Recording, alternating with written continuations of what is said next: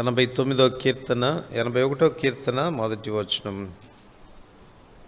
అందరం కలిసి చదువుకుంటాం.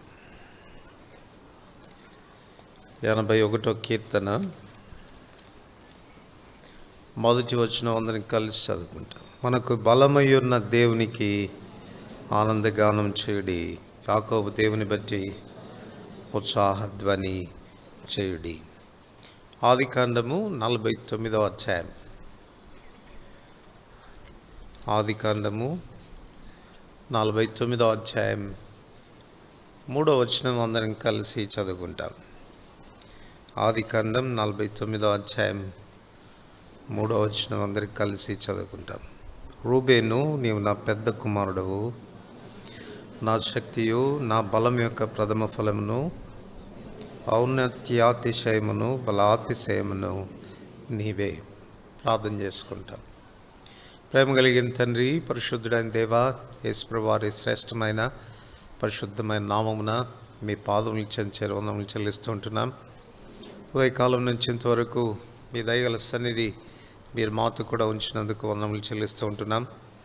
దయగలిగినటువంటి తండ్రి, మా హృదయమార మిమ్మల్ని స్తుతించి ఆరాధించేటువంటి ఆధిక్యత మీరు మాకు కలుగ చేసినందుకు వందములు.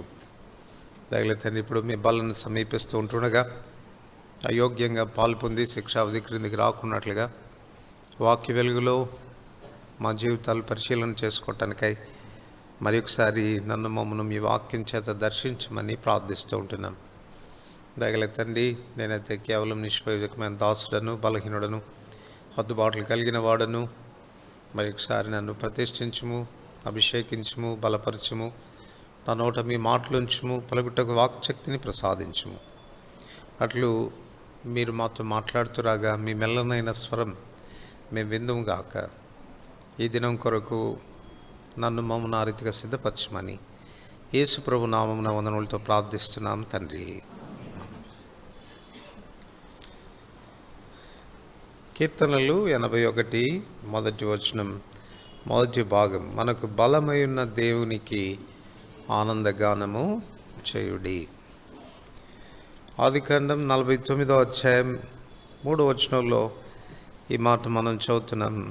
యాకోబు తన కుమారులను ఆశీర్వదిస్తూ తన జ్యేష్ఠ కుమారుడైన రూబేనును గురించి చెబుతూ వచ్చిన మాట, రూబేను, నువ్వు నా పెద్ద కుమారుడవు, లేక నా జ్యేష్ఠుడవు, నా శక్తియు, నా బలం యొక్క ప్రథమ ఫలమును, ఔన్నత్యాతిశయమును, బలాతిశయమును నీవే. ఒక మాటలో చెప్పుకోవాలంటే, నా బలము, నీకున్న బలం నాదే, నేను నీకు బలాన్ని ఇచ్చాను, నా బలానికి నువ్వు ఒక ప్రతీక. ఎంతగా నీకు బలాన్ని ఇచ్చానంటే ఆ బలం ఔన్నత్యమైనటువంటి ఆత్మీయ స్థితికి అది నిన్ను నడిపించింది. నువ్వు వెళ్ళిన ఔన్నత్యమైన స్థితిని బట్టి నాకు అతిశయం కలుగుతుంది, నాకు ఘనత కలుగుతుంది. సో రెండవది, బలాతిశయము కూడా నీవే అంటున్నాడు. నేను నీకు ఇచ్చినటువంటి బలము ఎంత బలం అని అంటే, ఆ బలాన్ని బట్టి కూడా నాకు అతిశయం కలుగుతుంది, నాకు మహిమ కలుగుతుంది అని. సో రూబేను జ్యేష్ఠ పుత్రుడు. ఆత్మీయంగా మనం ఆలోచన చేస్తే చూడండి, నిర్గమకాండం 4వ అధ్యాయం. నిర్గమకాండం 4వ అధ్యాయం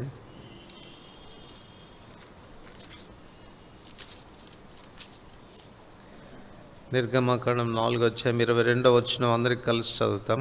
అప్పుడు నీవు ఫరోతో, ఇశ్రాయేలు నా కుమారుడు, నా జ్యేష్ఠ పుత్రుడు. విమోచించబడిన ఇశ్రాయేల్ ప్రజలందరినీ సమిష్టిగా కలిపి ప్రభు ఏమని చెప్తున్నాడంటే, నా కుమారుడు, నా జ్యేష్ఠ పుత్రుడు అని చెప్తున్నాడు. అనగా యాకోబు రూబేనుకు ఎటువంటి జ్యేష్ఠపుత్రుడైన రూబేనుకు ఎటువంటి బలాన్ని ప్రసాదించాడో, ఆ బలాన్ని బట్టి రూబేను ఏ రీతిగా ఔన్నత్యాతిశయంగాను బలాతిశయంగాను తను ఉండగలిగాడు, ఆ రీతిగా మన ప్రభు కూడా, మనకు బలమైన మన దేవుడు మనల్ని జ్యేష్ఠపుత్రులుగా చేశాడు. మన విషయంలో కూడా ఆయన బలాన్ని ఎంతగా కనపరిచాడంటే ఆత్మీయమైనటువంటి ఔన్నత్యమైనటువంటి స్థితిలోనికి మనల్ని నడిపించాడు. మన యాత్రలో మనకి ఎంతటి బలం ఇచ్చాడంటే ఆయనకు మహిమ కలిగేంతగా, ఆయనకు అతిశయం వచ్చేంతగా దేవుడు మన జీవితాల్లో తన బలాన్ని మనకు ప్రసాదించాడు. ఈ ఉదయకాలము ఔన్నత్యాతిశయాన్ని గురించిన విషయాలు చూచాను. అంటే దేవుడు అనుగ్రహించిన బలాన్ని బట్టి ఒక విశ్వాసి ఎంత ఔన్నత్యమైన స్థితిలో ఉంటాడు అన్నటువంటి విషయాలను గురించినటువంటి సంగతులు చూసాము. ప్రభు మనకు సమయం అనుగ్రహించే కొలది రెండో విషయాన్ని గురించి చూస్తాం. నా బలాతిశయము కూడా నీవే అని చెప్తా ఉన్నాడు. కనుక జ్యేష్ఠపుత్రులమైన మనం, ప్రభువుకు జ్యేష్ఠపుత్రులమైన మన విషయంలో ఆయన అనుగ్రహించిన బలం అంత గొప్పది. 78వ కీర్తన 51వ వచనంలో కూడా మనం చదువుతాం, జ్యేష్ఠుడు అనంటే ప్రారంభ బలము అని అర్థం, బల ప్రారంభము అని అర్థం. దేవుని యొక్క ప్రారంభ బలం, ఔన్నత్యం అంటే ఇది మనకు అర్థం కావడానికి చెప్పబడుతుందే కానీ ఆయనకు ప్రారంభ బలమని లేదు, అంతిమ బలమని లేదు. ఎందుకనంటే మానవుని యొక్క జీవితాన్ని మనం ప్రాముఖ్యంగా 4 దశలుగా విభాగిస్తే బాల్యము, యవ్వనము, కౌమార్యము, వృద్ధాప్యం. ఈ 4 దశల్లో ఒక వ్యక్తి యొక్క ప్రారంభ బలం ఎప్పుడు ఉంటుంది? ఏ దశలో ఉంటుంది? యవ్వన దశలో ఉంటుంది కదా. ఆ తర్వాత కాస్త కౌమార్యంలోకి వచ్చేసరికి తగ్గిపోతుంది, ఇక వృద్ధాప్యంలోకి వచ్చేసరికి పూర్తిగా క్షీణిస్తుంది. కానీ మన ప్రభువుకు బాల్యము, యవ్వనము, కౌమార్యము, వృద్ధాప్యము ఏమీ లేదు కదా. ఆయన ఆది నుంచి అంతం వరకు ఏకరీతిగా ఉండేటువంటి వాడు. మనకు అర్థం కావడానికి ఏం చెప్తున్నాడంటే, ఒక మనుషుడు తన యవ్వన కాలంలో తాను ఇవ్వగలిగిన బలం, ప్రారంభ బలం అంటే పీక్ స్టేజ్లో ఉంటాడు బలం విషయానికి వస్తే. ఆ సందర్భంలో కన్నా జ్యేష్ఠ కుమారునికి తానేం చెప్తున్నాడంటే, నా బలాతిశయం నీవే అని చెప్తా ఉన్నాడు. అయితే మన ప్రభు కూడా దీన్ని బట్టి మనం అర్థం చేసుకోగలిగిన విషయం ఏంటంటే, ఆయన ఔన్నత్యమైన బలం, ఆయన అధికమైనటువంటి బలం మనకు ఆయన ప్రసాదించాడు. ఆ బలాన్ని మనం సంతరించుకున్నటువంటి వారంగా ఉండాలి, కలిగినటువంటి వారంగా ఉండాలి. ఒక మాటలో చెప్పాలంటే దేవుడు మనకు అనుగ్రహించిన బలము ఆయన అతిశయానికి కారణం కావాలి, ఆయన మహిమకు కారణం కావాలి. అంతగా మనం ఆయన బలాన్ని అనుభవించేటువంటి వ్యక్తులుగా మనం ఉండాలి. ఇది మన రక్షణ ద్వారా ప్రారంభమవుతుంది. నిర్గమ 13:12 చెప్తాడు, నా బాహుబలం చేత నేను వారిని రక్షిస్తాను అని చెప్తాడు. చూడండి, ద్వితీయోపదేశకాండం 33వ అధ్యాయం, ద్వితీయోపదేశకాండం 33వ అధ్యాయం 29వ వచనం, ఇశ్రాయేలు నీ భాగ్యం ఎంత గొప్పది, యెహోవా రక్షించిన నిన్ను పోలిన వాడెవడు, ఆయన నీకు సహాయకరమైన కేడము, నీకు ఔన్నత్యము కలిగించు ఖడ్గము, నీ శత్రువులు నీకు లోబడినట్లుగా వారు వేషం వేయుదురు. సో ఔన్నత్యమైన స్థితిలోనికి, ఉన్నతమైన స్థితిలోనికి, ఆయన బలం యొక్క ఔన్నత్యమైన స్థితిని మనం అనుభవించడం అనేది మొదటిగా ఎక్కడ ప్రారంభమవుతుంది అనంటే, ఆయన మనకు అనుగ్రహించిన రక్షణ ద్వారా ప్రారంభమవుతుంది. మోషేతో చెప్తాడు, నా బాహువును చాపి నా బాహుబలం చేత నేను వారిని ఐగుప్తులో నుంచి వెలుపలికి రప్పిస్తానని.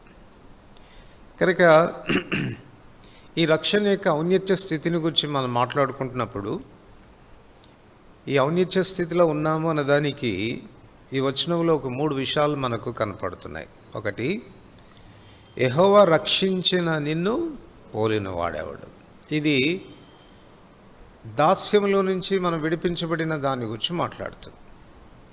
దాస్యంలో నుంచి మనం విడిపించబడిన దాని గురించి మాట్లాడుతుంది. రెండవది, ఆయన నీకు సహాయ కేడెం, ఆయన నీకు సహాయకరమైన కేడెం. రక్షించబడిన తర్వాత రక్షణలో నిలిచి ఉండే స్థితిని గురించి ఇది మాట్లాడుతుంది. రక్షణలో నిలిచి ఉండే స్థితిని గురించి. రక్షించబడిన తర్వాత కూడా శత్రువు చాలా పర్యాలు మనల్ని వంచి మరలా వాడు తన దాస్యంలోనికి తీసుకునే ఆస్కారం ఉంది. గలతీ 5వ అధ్యాయం 1వ వచనంలో అదే మనం చదువుతాం. దేవుడు ఈ స్వాతంత్ర్యం అనుగ్రహించినాడు, మీరు స్థిరంగా నిలిచి మరలా దాస్యమును కాడు క్రింద చిక్కుకొనకుడి. రక్షించబడిన తర్వాత మనం ఆ రక్షణలో నిలిచి ఉండునట్లుగా ఆయన మనకు సహాయకరమైన కేడెముగా ఉండాలి, భద్రతగా ఉండాలి, ప్రొటెక్షన్గా ఉండాలి. అదే హెబ్రీ 4వ అధ్యాయం 14 నుండి 16 వచనాల్లో మనం చదువుతాం. 16 వచనంలో చెప్తాడు, సమయోచితమైన సహాయం. ఏ విషయంలో సమయోచితమైన సహాయం మనకు? ఆయన అన్ని విషయాల్లో మనవలే శోధించబడ్డాడు, ఆయన పాపం లేనివాడుగా ఉన్నాడు. కనుక మనం కనికరింపబడి సమయోచితమైన సహాయం కొరకు కృప పొందినట్లు ఆయన వద్దకు పోతాం. ఏ విషయంలో కృప? In order to be protected, భద్రపరచబడే విషయంలో, శోధించబడినా కూడా కాపాడబడే విషయంలో ఆయన మనకు సహాయం చేయడానికి ఆయన సిద్ధంగా ఉన్నాడు. సో ప్రతి నిత్యం కూడా ప్రభు యొక్క సహాయాన్ని పొందుతూ మన రక్షణ యొక్క అనుభవాన్ని కాపాడుకోవాల్సినటువంటి బాధ్యత ఉంది. అపోస్తలుడైన పౌలు కూడా ఈ మాటలు రాస్తాడు కదా, ఫిలిప్పీ 4:12లో ఏమని? మీ సొంత రక్షణను భయముతో వణుకుతో కొనసాగించాలి. మన సొంత రక్షణను భయంతో వణుకుతో కొనసాగించాలి. కనుక ఇది రెండవది, డిఫెండ్ చేసుకోవడం. దేవుడు మనకు అనుగ్రహించినటువంటి రక్షణను కాపాడుకోవడానికి ఆయన మనకు సహాయకరమైన కేడంగా ఉంటాడు, షీల్డ్గా ఉంటాడు, మనల్ని భద్రపరుస్తాడు. మూడవది, నీకు ఔన్నత్యమును కలిగించు ఖడ్గం.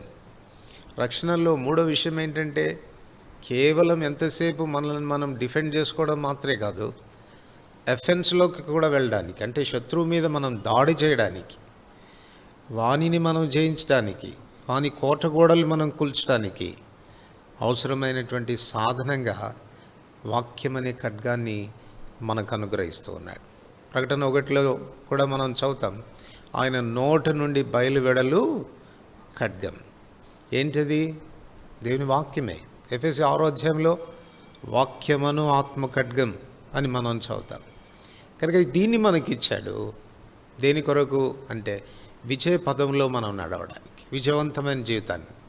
సో రక్షణలో ఈ మూడు విషయాలు మనం జ్ఞాపకం పెట్టుకోవాలి. ఔన్నత్యమైన స్థితిలో ఉన్నాం, దేవుని యొక్క బలాన్ని మనం అనుభవిస్తూ ఉన్నాం, ఆయన శక్తిని మనం అనుభవిస్తున్నాం అన్న దాని కొరకు కేవలం పాప విముక్తులు కావడం మాత్రమే కాదు, మారు మనసు అనుభవంలోనికి రావడం మాత్రమే కాదు, దేవుడు అనుగ్రహించిన నీతిని కలిగి ఉండటం మాత్రమే కాదు, ఆ నీతి మత్వాన్ని కాపాడుకునేటువంటి బాధ్యత మన మీద ఉంది. శత్రువు మరలా మనల్ని వంచిస్తూ శోధిస్తూ మనం అపవిత్రపడేదానికి మనల్ని ప్రోత్సహిస్తూ వస్తాడు. దేవుని యొక్క సహాయం చేత సమయోచితమైన సహాయాన్ని పొందుతూ భద్రపరచబడాల్సినటువంటి అవసరం ఉంది. అంతేకాదు ఆత్మ ఖడ్గం చేత శత్రువుపై మనము విజయాన్ని సాధించేటువంటి విజయ పదంలో నడవాల్సినటువంటి బాధ్యత మన మీద ఉంది. ఇందుకొరకు దైవశక్తి మనకు తోడ్పడుతుంది. సో రక్షణ యొక్క ఈ ఔన్నత్యమైన స్థితిలో మనం ఉన్నామా లేదో ఒకసారి చూసుకోవాల్సినటువంటి అవసరం ఉంది. రెండవది నిర్గమకాండం 15వ అధ్యాయం. నిర్గమకాండం 15వ అధ్యాయం 13 నుంచి 16 వచనాలు. నిర్గమ 15వ అధ్యాయం 13 నుంచి 16 వచనాలు. నీవు విమోచించిన ఈ ప్రజలను నీ కృపచేత తోడుకుని పోతివి, నీ బలము చేత వారిని నీ పరిశుద్ధాలయమునకు నడిపించితివి. జనములు విని దిగులు పడను, ఫిలిష్తీయ నివాసులకు వేదన కలుగును, ఎదోము నాయకులు కలవరపడుదురు, మోయాబు బలిష్ఠులకు వణుకు పుట్టును, కనాను నివాసులందరూ దిగులొంది కరిగిపోదురు, భయము అధిక భయము వారికి కలుగును. రెండవదిగా రక్షణ కొరకై తన బలాన్ని మనకు ప్రసాదించిన దేవుడు. రెండవది మన ఆత్మీయ పురోభివృద్ధి కొరకు బలాన్ని ఇస్తున్నాడు. మనల్ని నడిపించే విషయంలో, మనకు ముందుకు కొనసాగి వెళ్ళే విషయంలో అద్దరికి మనం చేరు పర్యంతం మనల్ని నడిపించేటువంటి విషయంలో ఆయన మనకు బలాన్ని ప్రసాదిస్తున్నాడు. ఆ బలం పొందినటువంటి వారే మనం ఎలా వెళ్తాం ముందుకు అనంటే, మన శత్రువు భయపడే విధానంలో. చూడండి, ఆ మాట మళ్ళీ ఒకసారి చూద్దాం. 14-15 వచనములు. జనములు విని దిగులు పడును, ఫిలిస్తియ నివాసులకు వేదన కలుగును, ఎదోము నాయకులు కలవరపడుదురు, మోయాబు బలిష్ఠులకు వణుకు పుట్టును, కనాను నివాసులందరూ దిగులొంది కరిగిపోదురు, భయము అధిక భయం వారికి కలుగును. యెహోవా నీ ప్రజలు అద్దరికి చేరు వరకు, నీవు సంపాదించిన నీ ప్రజలు అద్దరికి చేరు వరకు నీ బాహుబలం చేత పగవారు రాతి వలె, తన బాహుబలం చేత, తన బలం చేత ఆయన మనల్ని నడిపిస్తాడు. నడిపించినప్పుడు ఎలా ఉంటామంట? మనం ఎలా ఉంటాం చెప్పండి? టెర్రర్గా ఉండాలా. ఎవరికి? మన శత్రువులకు మనము భయాన్ని గొల్పించేవారుగా, వణుకు పుట్టించేవారుగా ఉండాలి. ఇశ్రాయేలు చరిత్రలో మనం అదే కదా చదువుతాం. వారు ఐగుప్తులోంచి బయలు వెడలిన తర్వాత వారి అరణ్య యాత్రలో వారి ప్రయాణమై వెళ్తున్నప్పుడు వారు ఎదుర్కొంటున్న ప్రతి రాజ్యము కూడా వారిని చూసినప్పుడు ఏం చేసింది? భయపడి వణికింది. అంటే దాని అర్థం ఏంటి అని అంటే, వాళ్ళు ఎక్కడికి వెళ్ళినా విజయమే, ఎక్కడికి వెళ్ళినా విజయమే. వాళ్ళని ఓడించగలిగినటువంటి వ్యక్తులంటూ ఎవరు లేకపోయారు. అదిరిపోతూ వచ్చినారు, భయపడుతూ వచ్చినారు.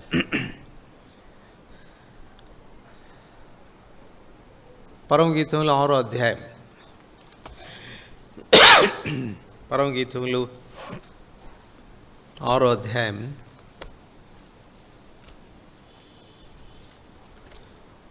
10వ వచనం. పరమగీతములు 6వ అధ్యాయం 10వ వచనం అందరూ కలిసి చదువుతాం. సంధ్యారాగం చూపటుచు చంద్రబింబం అంత అందం గలదై, సూర్యుని అంత స్వచ్ఛమును కళలు కలదై, వ్యూహిత సైన్య సమభీకర రూపిణియగు ఈమె ఎవరు? సో వాళ్ళ ప్రయాణాన్ని గురించి రాస్తూ చెప్తున్నాడు. ఏమంటున్నాడు? ఎట్లా వెళ్ళారంట వాళ్ళు? వ్యూహిత సైన్య సమభీకర రూపిణి. ఒక సైన్యం బయలుదేరి వస్తుంది. ఎటువంటి సైన్యం అంటే వ్యూహపరచబడినటువంటి సైన్యం, భీకరంగా కనపడుతుంది, భయాన్ని గొల్పించేటట్టుగా కనపడుతుంది. ఆ సైన్యంలాగా వారు ఉండినారు. సంఘం ఆ రీతిగా ఉండాలి. దేవుని చేత బలపరచబడి నడిపించబడుతున్నటువంటి మనం భీకరంగా ఉండాలి. భయాన్ని గొల్పించేటువంటి సైన్యంలాగా మన జీవితాలు కొనసాగించాలి. అయితే ఈ బలం ఎక్కడి నుంచి వస్తుంది వీరికి? దేన్ని బట్టి ఇంత బలం వచ్చింది? ఇంత భీకరంగా వాళ్ళు ఎందుకు కనపడుతున్నారు అనంటే, ఇక్కడే రాశాడు. సంధ్యారాగము చూపట్టుచు చంద్రబింబం అంత అందం గలదై, సూర్యుని అంత స్వచ్ఛమును కళలు గలదై. అంటే ఎదుగుతున్న పరిశుద్ధతను గురించి ఇది వ్రాయబడుతుంది. పరిశుద్ధతలో వారు ఎదుగుతున్న విధానం. సంధ్యారాగం అనంటే ట్విలైట్ అని అర్థం. ట్విలైట్ అంటే ఏంటి అనంటే, సూర్యుడు ఉదయించక మునుపు ఆ ఆకాశంలో కనపడే ఎర్రటి ఛాయలు, సూర్యాస్తమయం తర్వాత కూడా కనపడేటువంటి ఎర్రటి ఛాయని సంధ్యారాగం అంటారు. సో ఆ స్థితిలో ఉన్నది. తర్వాత చంద్రబింబం అంత అందం గలదై, అంటే చంద్రునిలో ఉన్నటువంటి వెలుగు ఆ ఎర్రటి ఛాయల నుండి చంద్రుని అంత వెలుగులోనికి వస్తుంది. ఆ తర్వాత సూర్యుని అంత స్వచ్ఛము కళలు కలిగింది. అంటే పరిశుద్ధత యొక్క ఎదుగుదలను గురించి వాడబడుతూ ఉంది. దేవుని చేత మనం బలపరచబడుతున్నాము. మన యాత్రల్లో మనం విజయవంతంగా కొనసాగాలి. మన శత్రువుకు మనం టెర్రర్గా ఉండాలి. వాడు మనల్ని చూసినప్పుడు భయపడాలి, వణకాలి, రాతి వలె వాడు కదలక నిలబడి ఉండాలి అనంటే అది మన పరిశుద్ధత మీద ఆధారపడింది. ఎంతగా పరిశుద్ధతను మనం సన్మానిస్తామో, ఎంతగా పరిశుద్ధతలో మనం వర్ధిల్లుతామో, అంతగా మనం విజయవంతంగా మన యాత్రా జీవితాన్ని కొనసాగించేదానికి ఆస్కారం అనేది ఉంది. సో ఈ పరిశుద్ధత కొరకైనటువంటి బలం కూడా ఎవరు ప్రసాదిస్తారు? దేవుడే ప్రసాదిస్తారు. అందుకే ఏం రాస్తున్నాడు ఇక్కడ? నీ బలము చేత నీ వారిని తోడుకొని పోతే, నీ బాహుబలం చేత నీ వారిని నడిపించితివి. కనుక ఆత్మీయమైనటువంటి జీవితంలో ఇలాంటి అనుభవంలోనికి మనం కొనసాగుతూ వెళ్ళాలి. చూడండి, ఆ తర్వాత కూడా మనం చదువుతాం సంఖ్యాకాండం 23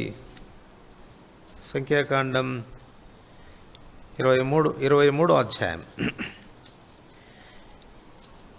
8-9 వచనాలు. సంఖ్యాకాండం 23 అధ్యాయం 8-9 వచనాలు కలిసి చదువుతాం. ఏమని శపింపగలను? దేవుడు శపింపలేదే. ఏమని భయపెట్టగలను? దేవుడు భయపెట్టలేదే. మెట్టల శిఖరం నుండి అతన్ని చూచున్నాను, కొండల నుండి అతన్ని కనుగొనుచున్నాను. ఇదిగో ఆ జనం ఒంటిగా నివసించును, జనములలో లెక్కింపబడరు. యాకోబు రేణువులను ఎవరు లెక్కి. ఏమని చెప్పించాలి నేను? మనకి ఈ సందర్భం తెలుసు కదా. బాలాకు రాజు బిలామును పిలిపించుకున్నాడు. వాళ్ళు వస్తున్నారని తెలవగానే తనకు టెర్రర్ అయిపోయింది, భయం అయిపోయింది. అమ్మో, ఏ రాజ్యం కూడా వీళ్ళు ఎదుట నిలబడలేకపోయింది, నేను కూడా నిలబడడం సాధ్యం కాదు. వీళ్ళు శపించబడితే తప్పితే నేను వీళ్ళని ఓడించడము సాధ్యం కాదని అనుకొని బిలామును పిలిపించి శపించమని కోరాడు. బిలాము సరే బహుమానం కొరకు ఆశపడి శపించడానికి వచ్చినా కూడా ఏమంటున్నాడు చెప్పండి? ఏమని శపించాలా? దేవుడు శపించలేదే. ఏమని భయపెట్టాలని వారిని? దేవుడు భయపెట్టలేదే. ఎందుకు? మెట్టల శిఖరం నుండి అతన్ని చూచున్నాను, కొండల నుండి అతన్ని కనుగొనుచున్నాను.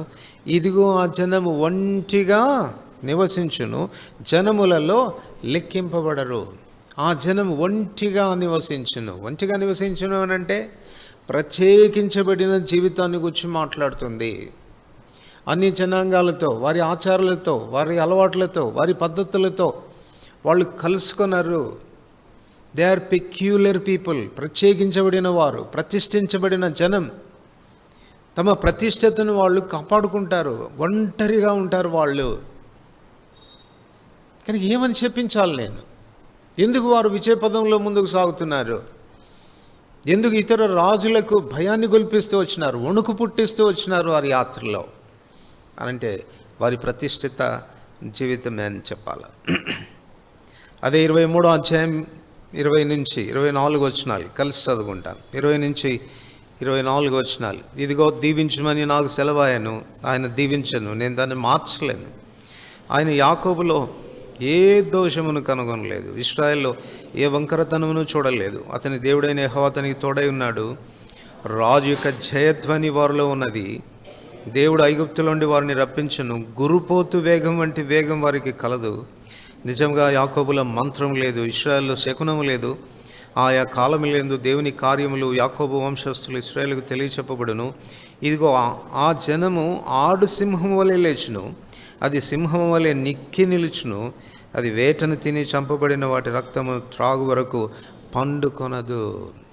రెండోసారి అన్నాడు, సరే ఈ కోణం నుంచి వారిని శపించలేకపోయావేమో, ఇంకో కోణం వైపు తీసుకొని పోతాను, అక్కడి నుంచి కూడా కనపడతారు వాళ్ళు, బహుశా అక్కడి నుంచి చెప్పిద్దురా అని తీసుకుని వెళ్తే ఆయన చెప్తున్న మాట ఇంకా కాస్త వాళ్ళని పొగుడుతూ చెప్తున్నాడు. వాళ్ళు ఎట్లాంటి వాళ్ళు అంటే గురుపోతూ వేగం లాంటి వేగం వాళ్ళకుంది. అంతేకాదు ఆడు సింహం లాంటి వాళ్ళు లేస్తే నిక్కి నిలబడతారు, చంపే వరకు ఊరుకోరు, రక్తం తాగే వరకు ఊరుకోరు అని వాళ్ళ గురించి చెప్తున్నాడు. వాళ్ళకి ఇవ్వబడిన బలం, విజయపదంలో ఏ రీతిగా ముందుకు కొనసాగుతున్నారో చూడండి. కారణం ఏంటంటే చెప్తున్నాడు, యాకోబులో ఏ వంకరతనము కనపడలేదు. దేవుని బిడ్డలమైనటువంటి మనం ఆయన శక్తిని పొంది, ఆయన బలాన్ని పొంది విజయపదంలో మనం ముందుకు నడవాలి అనేది ప్రభు మనల్ని కోరుకునేది. ఓడిపోయినటువంటి వారంగా మనం ఉండకూడదు. మనల్ని చూస్తే ఏం కలగాల? ఇతరులకు భయం కలగాలి. మనల్ని చూస్తే ఇతరులకు భయం కలగాలి. అపోస్తలుల కార్యములు 2వ అధ్యాయం. అపోస్తలుల కార్యములు 2వ అధ్యాయం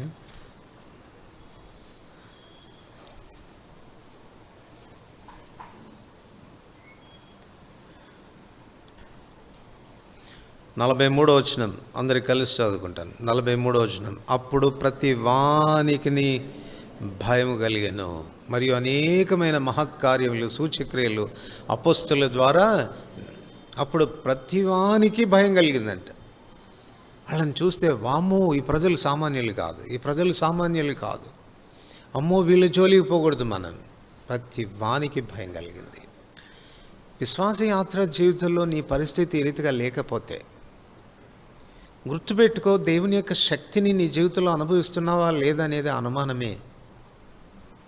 ఐగుప్తులో నుండి వారిని విడిపించడంలో ప్రభు వినియోగించిన శక్తి ఒక ఎత్తు, విడిపించబడిన ఇశ్రాయేలీయులను అద్దరికి చేరు పర్యంతం నడిపించే విషయంలో, విజయ పదంలో నడిపించే విషయంలో దేవుడు వారికి వినియోగించినటువంటి శక్తి మరొక ఎత్తు. ఆ శక్తి దేని బట్టి వారికి వచ్చింది అంటే వారి పరిశుద్ధతను బట్టి, ప్రత్యేకించబడినటువంటి జీవితాన్ని బట్టి వారికి కలిగింది.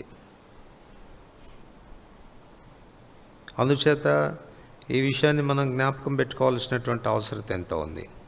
యెహోషువ గ్రంథం 2వ అధ్యాయం, యెహోషువ గ్రంథం 2వ అధ్యాయం 8 నుండి 10 వచనాలు కలిసి చదువుకుంటాం. యెహోషువ గ్రంథం 2వ అధ్యాయం 8 నుండి 10 వచనాలు కలిసి చదువుకుంటాం. రాహాబు ఇస్తున్న సాక్ష్యం. ఆ వేగుల వారు పండుకొనక మునుపు ఆమె వారున్న మిద్దె మీదకి ఎక్కి వారితో ఇట్లా, నేను యెహోవా ఈ దేశమును మీకు ఇచ్చుచున్నాడనియు మీ వలని మాకు భయం పుట్టుననియు మీ భయం వలన ఈ దేశ నివాసులందరికీ ధైర్యం చెడుననియు నేను ఎరుగుదును. మీరు ఐగుప్తు దేశంలో నుండి వచ్చినప్పుడు మీ ఎదుట యెహోవా ఎర్ర సముద్రమును నీరును ఎలాగో ఆరిపోజేస్తును, యోర్దాను తీరమునున్న అమోరీల రాజులైన సీహోనుకును ఓగుకును మీరేమి చేస్తారో, అనగా మీరు వారిని ఎలాగో నిర్మూలం చేస్తారో ఆ సంగతి మేము వింటిమి. మేము వినినప్పుడు మా గుండెలు కరిగిపోయాను. మీ దేవుడైన యెహోవా పైన ఆకాశమందును క్రింద భూమి అందును దేవుడే, మీదట ఎట్టి మనుషులకైనను ధైర్యము చాలదు. మీదట ఎట్టి మనుషులకైనను ధైర్యం చాలదు. కనుక రాహాబు ఇస్తున్నటువంటి సాక్షి, మీరు ఎలా విజయ పదంలో నడుస్తూ వస్తున్నారో, మీ ప్రభు మిమ్మల్ని ఎలా నడిపిస్తూ వచ్చినాడో, ఎలా రాజులను మీరు ఓడిస్తూ వచ్చినారో, అదంతా మేము విన్నప్పుడు మా గుండెలు ఏమైనాయి. ఎట్టి మనుషులకైనా మీదట నిలబడడానికి ధైర్యం చాలదు. దేవుని యొక్క ఆశ అది. దేవుని ప్రజలమైనటువంటి మనం ఆ రీతిగా ఉండాలా. నీతిమంతులు సింహము వలె ధైర్యంగా ఉంటారు. పరిశుద్ధతను కాపాడుకుంటూ దేవుడు అనుగ్రహించే మహాశక్తి చేత బలపరచబడుచు ఆయన కొదమ సింహం, ఆయన పిల్లలమైన మనం మేక పిల్లలం. అవునా? ఉండకూడదు ఆ రీతిగా. ఆయన కొదమ సింహం అయితే ఆయన పిల్లలమైన మనం కూడా సింహాలమే. ఆ రీతిగా ధైర్యంగా మన జీవితంలో కొనసాగాలి. వెనకకు తిరగకూడదు. సింహంలాగా ముందుకు వెళ్ళడమే, విజయాన్ని సాధించడమే, ఓడించడమే, విజయపదంలో నడవడమే మన అనుభవంగా ఉండాలి. దావీదు తన అనుభవంలో కూడా అదే చెప్తాడు కదా, 20వ కీర్తన 5వ వచనంలో, మేము మా దేవుడైన యెహోవా నామమును బట్టి ధ్వజం ఎత్తుతా ఉన్నాము. ఎక్కడికి పోయినా విజయమే. ధ్వజం ఎప్పుడు ఎత్తుతారు? ఓడిపోయిన తర్వాతనా, గెలిచిన తర్వాతనా? గెలిచిన తర్వాత ధ్వజం ఎత్తుతాం కదా. 7-8 వచనాల్లో చెప్తాడు, వారు కృంగి నేల మీద పడి ఉన్నారు, మనమైతే లేచి చక్కగా నిలబడతా ఉన్నాము. కనుక అలాంటి విజయ పదంలో వారు నడుస్తూ వచ్చినారు. అపోస్తలుడైన పౌలు కూడా తన అనుభవంలో చెప్తాడు. కొరింథీయులకు రాసిన 2వ పత్రిక, కొరింథీయులకు రాసిన 2వ పత్రిక 2వ అధ్యాయం, కొరింథీయులకు రాసిన 2వ పత్రిక 2వ అధ్యాయం 14వ వచనం. అందరికి కలిసి చదువుతాం. 2 కొరింథీ 2వ అధ్యాయం 14వ వచనం అందరం కలిసి చదువుకుంటాం. మా ద్వారా ప్రతి స్థలమందును క్రీస్తును గూర్చిన జ్ఞానం యొక్క సువాసనను కనపరచుచు ఆయనందు మమ్మల్ని ఎల్లప్పుడూ విజయోత్సవంతో ఊరేగించుచున్న దేవునికి స్తోత్రం. ఎక్కడికి వెళ్ళినా, ఏ ప్రదేశానికి వెళ్ళినా సక్సెసే, మాకు విజయమే. విజయోత్సవంతో ఊరేగించుచున్న దేవునికి స్తోత్రం. విశ్వాసులారా, ఈ దినాన మన జీవితాలు ఎట్లా ఉన్నాయి? ఆత్మీయమైనటువంటి యాత్రా జీవితంలో నిన్ను చూచిన వారికి, నీ జీవితాన్ని చూచిన వారికి, అన్యులైనటువంటి వారికి భయం కలుగుతుందా? అమ్మో వీళ్ళ జోలికి పోకూడదు, వీళ్ళని ముట్టుకోకూడదు, భయం కలుగుతుందా మనల్ని చూసినటువంటి వారికి? ప్రభు మహిమార్థమే చెప్తున్నాను ఒక మాట మీకు. మొట్టమొదటి మన ఆశా ఫంక్షన్ హాల్లో గ్యాదర్ అయినాం. ఆ తర్వాత బెర్షిబా మందిరానికి వచ్చినాం. ఆ ఆశా ఫంక్షన్ హాల్ యజమాని మనం బెర్షెబాకు రావటం ఆయనకి ఏమాత్రం ఇష్టం లేదు. చాలా కుట్రలు చేశాడు. ఆ చుట్టుపక్కల ఉన్న ప్రజలందరినీ రెచ్చగొట్టి వాళ్ళు చాలా కేకలేస్తారు, గొడవలు చేస్తారు, వాళ్ళని అసలు ఇక్కడికి రానీయకండి అని వాళ్ళందరినీ రెచ్చగొట్టి మళ్ళీ మమ్మల్ని పిలిచి ఏం చెప్పేవాడంటే, సార్ మీ మీద చాలా కుట్రలు జరుగుతున్నాయి సార్, వాళ్ళందరూ కూడుకుంటున్నారు సార్, మిమ్మల్ని రానిరంట సార్, మీరు ఏమైనా ఆలోచించారా, ఇంకొక తలంపు ఉంటే బాగుండు, మీకు ఇక్కడ పెట్టుకోవడం మీకు కష్టంగానే ఉంటుంది అని మమ్మల్ని బెదిరించడం. మళ్ళీ ఏం చెప్పేవాడు, మీరు కమిషనర్ దగ్గరికి వాళ్ళంతా ఫిర్యాదు చేయడానికి పోవాలనుకుంటున్నారు సార్, మీకు ఎవరైనా పరపతి ఉందా, మీకు తెలిసిన వాళ్ళు ఉన్నారా? నేను చెప్పాను, బాబు మాకు ఏ పరపతి లేదయ్యా, మాకు ఒకటే పరపతి, మేము పైన ఉన్న ఆయనకు మొరపెడతాము, ఆయనే మా అవసరతలు తీరుస్తాడు అని నేనేం చెప్పానంటే, ముందు ఆయన కాళ్ళకే బంధం వేశాను. మీరు మా పొరుగోళ్ళు కాబట్టి మీరు మాకు సహకరిస్తే చాలండి, ఎవరో ఎందుకు అని. చేసేదంతా ఆడే. సరే మొత్తానికి అంతా చేశాడు. చివరికి మనం ఖచ్చితంగా అక్కడికి వెళ్ళాము. ఫస్ట్ జరిగేటువంటి కూడికి కాచుకొని ఉన్నవారు వాళ్ళంతా కూడా ఎక్కడ మనం గొడవ చేస్తామేమని వాళ్ళకి ఎక్కడ ఛాన్స్ దొరకలేదు. ఆ తర్వాత చిన్న చిన్న విషయాలకి ఏదో గొడవ చేయడానికి ప్రయత్నం చేశారు, కానీ సాఫీగా సాగింది. తర్వాత జరిగిన విషయం ఏంటంటే, అదే వ్యక్తి ఆటోనగర్లో ఇట్లాంటి షెడ్డే ఒకటి వేసుకోవడానికి పిల్లర్స్ లేపి పైన గడ్డర్స్ వేసుకోవాలి, పిల్లర్స్ వరకు లేపాడంట. మున్సిపల్ కమిషనర్ వచ్చి బుల్డోజర్ తెచ్చి మొత్తం కూలగొట్టిపోయాడంట. కూలగొట్టిపోతే తన అసిస్టెంట్తో చెప్పిన మాట స్వయంగా ఆ పిల్లవాడు మాతో చెప్పాడు. ఏమన్నాడంటే, ఒరే క్రైస్తవులతో పెట్టుకోకూడదురా, వాళ్ళు చాలా పవర్ఫుల్ వాళ్ళు అన్నాడంట. వాళ్ళ జోలికి పోయినందుకు నాకు ఈ గతి పట్టింది అని. భయం రావాలా, మనం అంటే టెర్రర్ రావాలా. ఎక్కడికి వెళ్ళినా ఏ పరిస్థితుల్లో ఉన్నా లోకం మనల్ని చూసినప్పుడు మనల్ని తాకటానికే వారు భయపడాలా. మనలో ఉన్న గొప్పతనం కాదు అది, మన ప్రభువులో ఉన్న గొప్పతనం. ఆయన బలపరచబట్టి జరిగేటువంటి కార్యాలు ఇవి. నాడు మన పితరులు ఆ రీతిగా విజయోత్సవంతో బయలువెళ్ళారు. ఎక్కడికి వెళ్ళినా వారి భయం అన్ని జనుల్లో కలిగింది, వణుకు పుట్టింది. ఆది అపోస్తలుల కాలంలో కూడా వారు ఆ రీతిగానే విజయ పదంలో వెళ్ళారు. ఎక్కడికి వెళుతూ వచ్చినా వారికి విజయం కలుగుతూ వచ్చింది. భూమిని తలక్రిందులుగా చేసేవాళ్ళు ఇక్కడికి కూడా వస్తున్నారు అని భయపడ్డారు. ఇది మన తరం వచ్చింది, మనం ఎట్లా ఉన్నాం? వాళ్ళకి బలమిచ్చిన దేవుడు, వారిని బలపరిచిన దేవుడు, బలపరిచి వారిని విజయ పదంలో నడిపిన దేవుడు మనల్ని నడిపించడా? మనల్ని ఆ రీతిగా కొనసాగింప చేయడా? తప్పక చేస్తాడు. వారికి మనకున్న వ్యత్యాసం ఏంటంటే, వారి ప్రతిష్టతను కాపాడుకునే విషయంలో వాళ్ళు పడిన జాగ్రత్త, ఒంటిగా నివసించినటువంటి స్థితి, రాజీ పడని మనస్తత్వం, ఏ వంకరతనమైనా ఏ పొరపాటైనా చూద్దామన్నా కూడా వారిలో కనపడకుండా ఉండడానికి కారణం. బిలాము ఆశించాడు, డబ్బు కొరకు ఆశించాడు, బహుమానం కొరకు ఆశించి చివరికి ఆ రహస్యం చెప్పాడు. వీళ్ళల్లో అపవిత్రత కనపడితే కానీ వీళ్ళని ఓడించడం కష్టం అని. ఎలా అపవిత్రపరచబడతారో బాలాకుకు సలహా ఇచ్చి వెళ్ళాడు. ఈ మధ్యాహ్నం మనం నేర్చుకునేటువంటి పాఠం ఏంటంటే, మన యాత్రా జీవితంలో మన శత్రువులు సైతం వణికేటట్టుగా, భయపడేటట్టుగా విజయ పదంలో మన యాత్రా జీవితం కొనసాగడానికి ఉన్న ఒకే ఒక హేతువు పరిశుద్ధత, ప్రతిష్ఠించబడిన జీవితం. మనల్ని మనం ఆ రీతిగా కాపాడుకోగలిగితే, భద్రపరచుకోగలిగితే దేవుని యొక్క మహాబలం మనల్ని ఆవరిస్తుంది. తద్వారా మనం విజయ పదంలో ముందుకు కొనసాగేదానికి ఆస్కారం కలుగుతుంది. మూడవది, న్యాయాధిపతులు 6వ అధ్యాయం.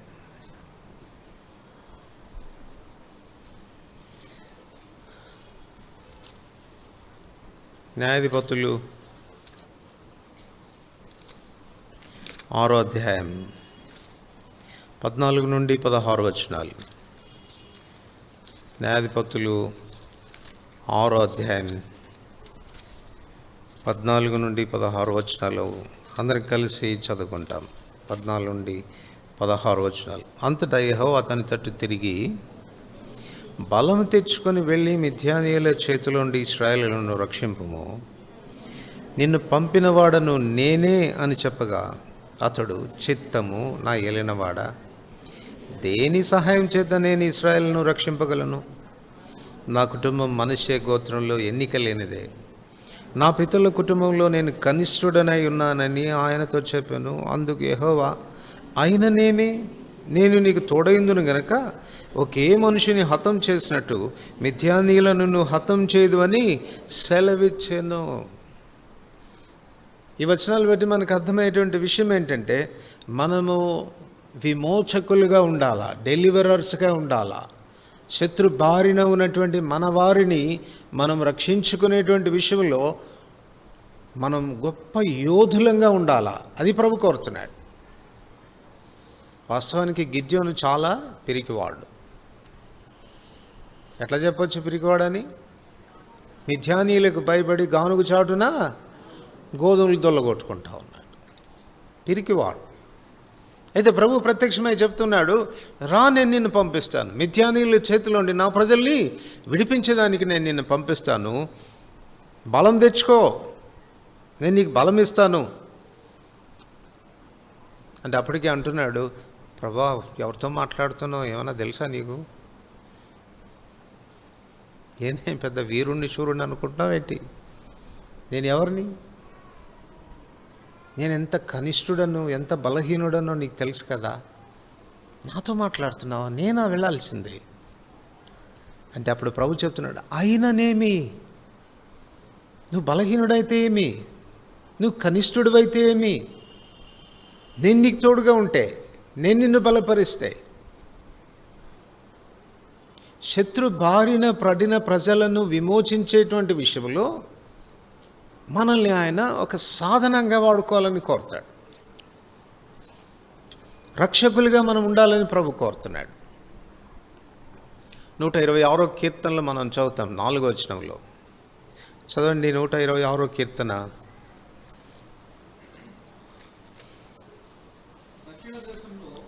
అందరికి కలిసి చదువుతాం. దక్షిణ దేశంలో ప్రవాహములు పారున్నట్లుగా యెహోవా చెరపట్టబడిన మా వారిని రప్పించుము. ఇది ఎవరు ఈ ప్రార్థన చేస్తున్నారు చెప్పండి? చెర నుండి విడుదల పొందినటువంటి వారు ప్రార్థన చేస్తున్నారు. మొదటి వచనంలో, సియోనుకు తిరిగి వచ్చిన వారిని యెహోవా చెర నుండి రప్పించినప్పుడు. వీళ్ళు కూడా ఒకప్పుడు చెరలో ఉన్నారు. ఈ చెరలో ఉన్న ప్రజలు విడిపించబడ్డారు. ఇప్పుడు విడిపించబడిన వారు చేస్తున్న ప్రార్థన 4వ వచనంలో, ప్రభా దక్షిణ దేశంలో ప్రవాహములు పారున్నట్లుగా యెహోవా చెరపట్టబడిన మా వారిని రప్పించు. ప్రవాహములు పారున్నట్లుగా, ప్రవాహాలు పారేంతగా అంటే ఎన్ని నీళ్లు కావాలి? కొంచెం నీళ్ళు అయితే ప్రవాహాలు పారుతాయా? అంటే విస్తారమైన నీళ్ళు అయితే కానీ ప్రవాహాలు పారవు. అంటే చెరలో ఎంతమంది ఉండిపోయినట్టు? చాలా విస్తారమైన ప్రజలు చెరలో ఉన్నారు. మన బంధువులు చెరలో ఉన్నారు, మన రక్తం సంబంధికులు చెరలో ఉన్నారు, మన దేశస్తులు చెరలో ఉన్నారు. వారందరినీ విడిపించాల్సినటువంటి బాధ్యత ఎవరి మీద ఉంది? మన మీద ఉంది.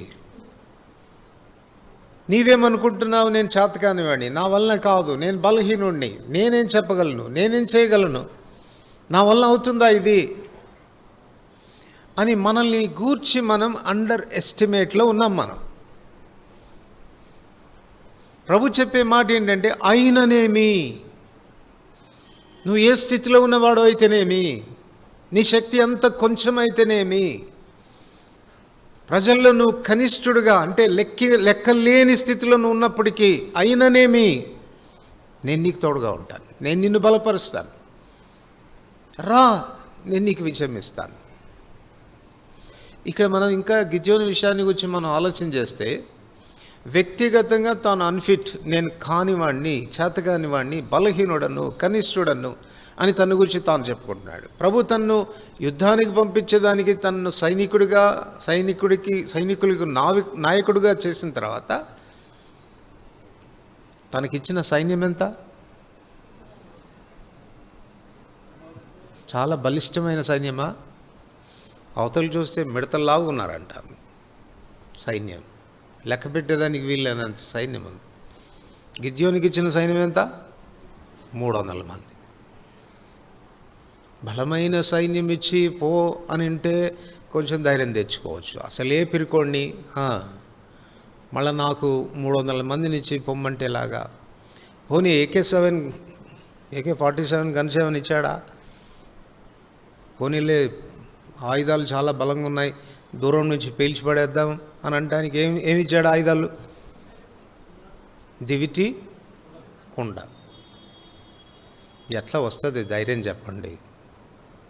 ఎలా వస్తుంది ధైర్యం?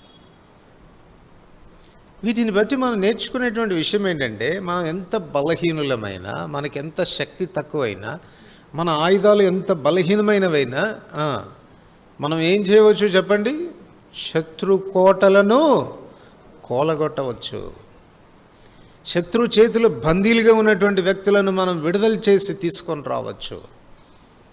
అంతటి బలము ఎవరిస్తారు మనకు? మా ప్రభు ఇస్తాడు.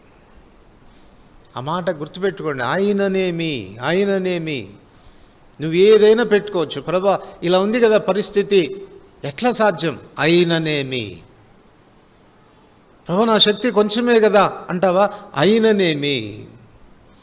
ప్రభా మా సైన్యం చూడు అని అంటావా? అయిననేమి. మా ఆయుధాలు చూడయ్యా అంటావా? అయిననేమి. ఈ కాదు నువ్వు కావాల్సింది విజయం సాధించేదానికి, ఆత్మలను సంపాదించేదానికి, చెరలో ఉన్న వారిని విడుదల పొందించేదానికి నేను నీకు తోడుగా ఉన్నానా లేదా అది చూసుకో అంతే. నేను నీకు తోడుగా ఉంటే ఆత్మల్ని సంపాదించేటువంటి విషయంలో వారితో ఉపయోగపడగలవు.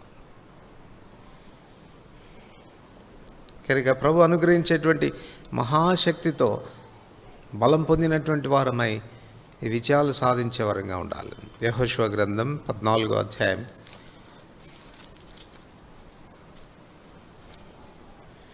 14వ అధ్యాయం 11, 12 వచనాలు. యెహోషువ 14, 11, 12 వచనాలు. మోషే నన్ను పంపిన నాడు నాకెంత బలమో నేటి వరకు నాకంత బలం. యుద్ధం చేయడం కానీ వచ్చుచూ పోచు ఉండటం కానీ నాకెప్పటి అట్లు బలమున్నది. కాబట్టి ఆ దినమున యెహోవా సెలవిచ్చిన ఈ కొండ ప్రదేశం నాకు దయచేము.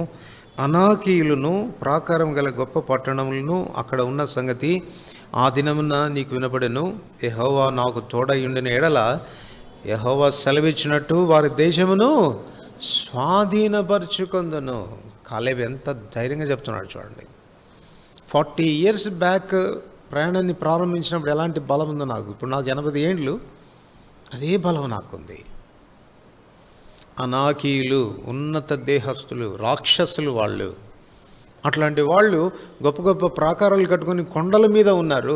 వాళ్ళని జయించడం అంత సులభమైనటువంటి విషయం కాదు. కాలేబు అంటాడు, అయిననేమి యెహోవా నాకు తోడుగా ఉంటే నేను దాన్ని స్వాధీనపరుచుకుంటాను. కనుక మన స్వశక్తి మీద, మన తలాంతుల మీద, మన వాక్శక్తి మీద, మనం ఎంత జ్ఞానంగా మాట్లాడతామన్న దాని మీద ఆధారపడి లేదు. చెరలో ఉన్న వారిని విడిపించేటువంటి విషయంలో, సాతాను యొక్క బందీలుగా ఉన్నటువంటి వారిని విడిపించేటువంటి విషయంలో నువ్వు అప్పగించుకోగలిగితే, ప్రతిష్ఠించుకోగలిగితే, ప్రభా ఇదిగో నీ కార్యానికి నేను సిద్ధంగా ఉన్నానయ్యా, నన్ను బలపరచు అని నువ్వు ప్రార్థించగలిగితే ఆయన బలమిచ్చి మళ్ళా హరితగా వాడుకుంటాడు. అందుకే ఫిలిప్పీ 4:13 పౌలు చెప్పిన మాట, నన్ను బలపరచు అని అందే నేను సమస్తం చేయగలను, ఏదైనా నేను చేస్తాను. మనల్ని దేవుడు విమోచకులుగా ఉండాలని, నశించిపోతున్న ఆత్మలు, సాతాను యొక్క చెరలో ఉన్నటువంటి ఆత్మల్ని విడిపించేటువంటి విషయంలో గొప్ప నాయకులుగా ఉండాలని ప్రభు కోరుతున్నాడు. ఈ బలం నువ్వు ఆయన కోరితే ఇస్తాడు. ప్రభా నన్ను బలపరచు, నన్ను ఆ రీతిగా చేయి. ఆత్మల సంపాదన కొరకైన ఆశ నాకుంది. చెరలో ఉన్న వారు విడుదల పొందాలని ఆశ ఉంది. ప్రభా దక్షిణ దేశంలో ప్రవాహాలు పారినట్లుగా మా వారిని విడిపించాలన్న ఆశ నాకుంది. స్ట్రెంథెన్ మీ, నన్ను బలపరచు. అడిగి చూడు, ప్రభు నీకు శక్తినిస్తాడు. అట్లు మనం అనేక ఆత్మల సంపాదనకు వలె ప్రయాసపడవచ్చు. నాలుగవది సమూయేలు మొదటి గ్రంథం 2వ అధ్యాయం. సమూయేలు మొదటి గ్రంథం 2వ అధ్యాయం. హన్నా చేసిన ప్రార్థనలో ఒక చక్కని మాట మనకు కనపడుతుంది.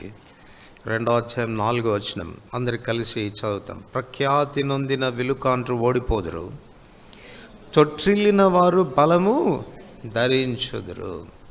తొట్టిల్లిన వారు బలము ధరించుదురు. తొట్టిల్లిదెవరు? సర్వసాధారణంగా తొట్టిల్లిదెవరు?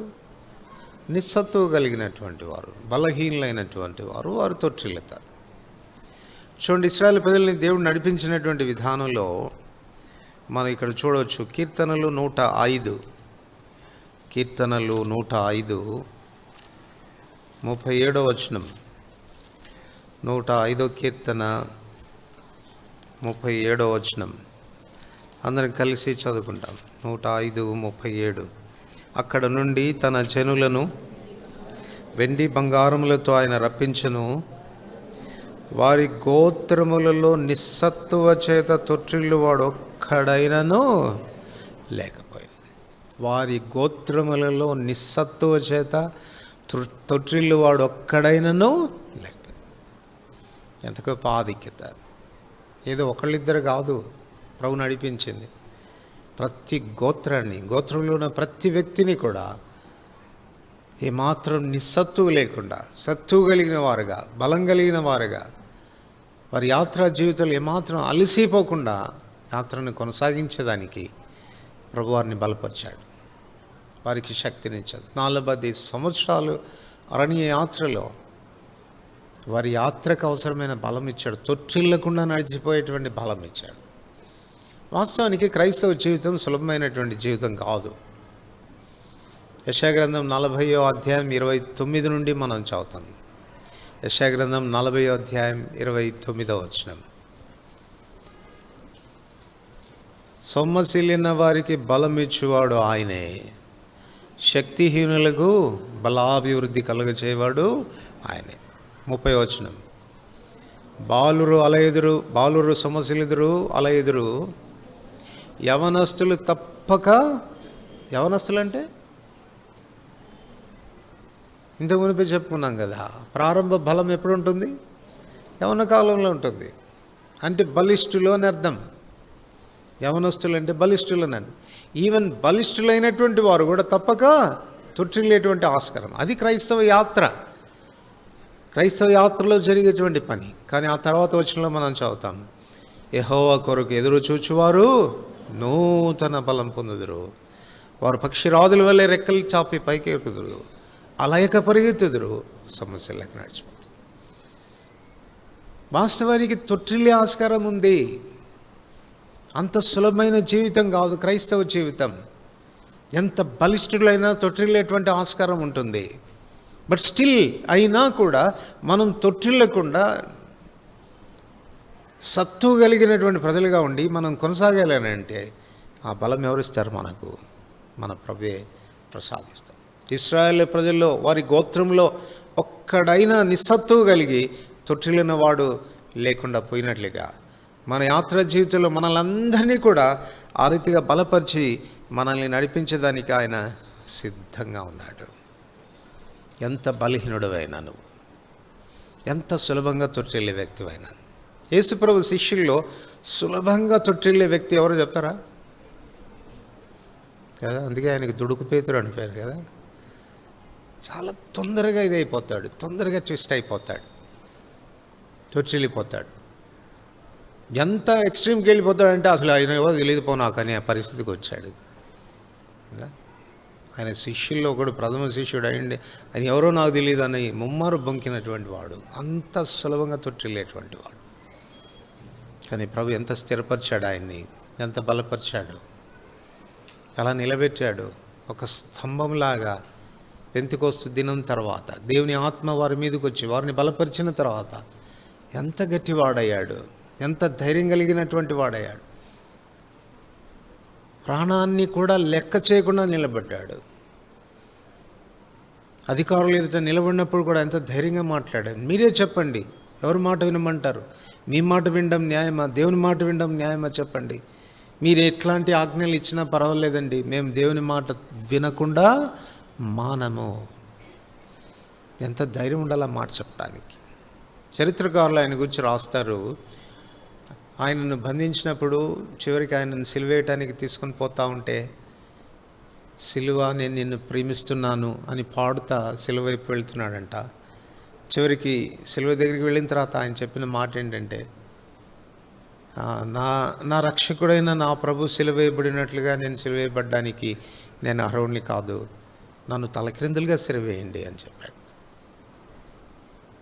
చంచలుడు, పిరికివాడు, భయపడేవాడు, తొట్టుపడే మనస్తత్వం కలిగినటువంటి పేతురును దేవుడు ఎంత బలపరిచాడు, ఎంత శక్తివంతునిగా చేశాడు. ఎటువంటి కదిలించబడే పరిస్థితులు వచ్చినా ప్రభు కొరకు ఎంత స్థిరంగా తాను నిలబడగలిగాడు. కారణం ఇది ప్రభు ఆత్మచేత తాను పొందినటువంటి శక్తి. ఆ రీతిగా బలపరచబడిన కారణం చేత తాను నిలబడుతూ వచ్చినాడు. వారికి మాత్రమేనా మన ప్రభు, మనకు కాదా ప్రభు? యూదాపత్రిక 24 ఏం రాస్తాడు? తొట్టిల్లకుండా మిమ్మల్ని కాపాడుటకును, తన మహిమ ఎదుట ఆనందంతో మేము నిర్దోషులుగా నిలబెట్టుటకును శక్తిగల అద్వితీయ రక్షకుడు. ద్వితీయోపదేశకాండం 34వ అధ్యాయం. ద్వితీయోపదేశకాండం 34వ అధ్యాయం 7వ వచనం అందరికి కలుస్తాం. ద్వితీయోపదేశకాండం 34వ అధ్యాయం 7వ వచనం. మోషే చనిపోయినప్పుడు 120 సంవత్సరముల ఈడు గలవాడు, అతనికి దృష్టి మాంద్యం లేదు, అతని సత్తువ ఎప్పుడు వరకు ఇస్తాడంట? సత్తువ ఇక ఈరోజు కన్ను మూస్తావు అనే వరకు కూడా ఆ స్ట్రెంగ్త్ మనకిస్తాడు, ఆ బలం మనకిస్తాడు. 120 సంవత్సరాల ప్రాయంలో కూడా దేవుడు మోషేకు అనుగ్రహించినటువంటి సత్వ ఏమాత్రము తగ్గలేదు. దీన్ని బట్టి అర్థమయ్యే విషయం ఏంటంటే, మన మరణ పర్యంతం, మన యాత్ర జీవితాన్ని ముగించే పర్యంతం, లాస్ట్ బ్రెత్ వరకు కూడా దేవుని యొక్క శక్తిని మనం అనుభవిస్తాం. తొట్టిల్లకుండా మనం నిలబడేటట్టుగా ఆ ప్రభు మనల్ని చేయగలడు. 5వది సమూయేలు మొదటి గ్రంథం 2వ అధ్యాయం. సమూయేలు మొదటి గ్రంథం 2వ అధ్యాయం 10వ వచనం. సమూయేలు మొదటి గ్రంథం 2వ అధ్యాయం 10వ వచనం అందరికి కలిసి చదువుతాం.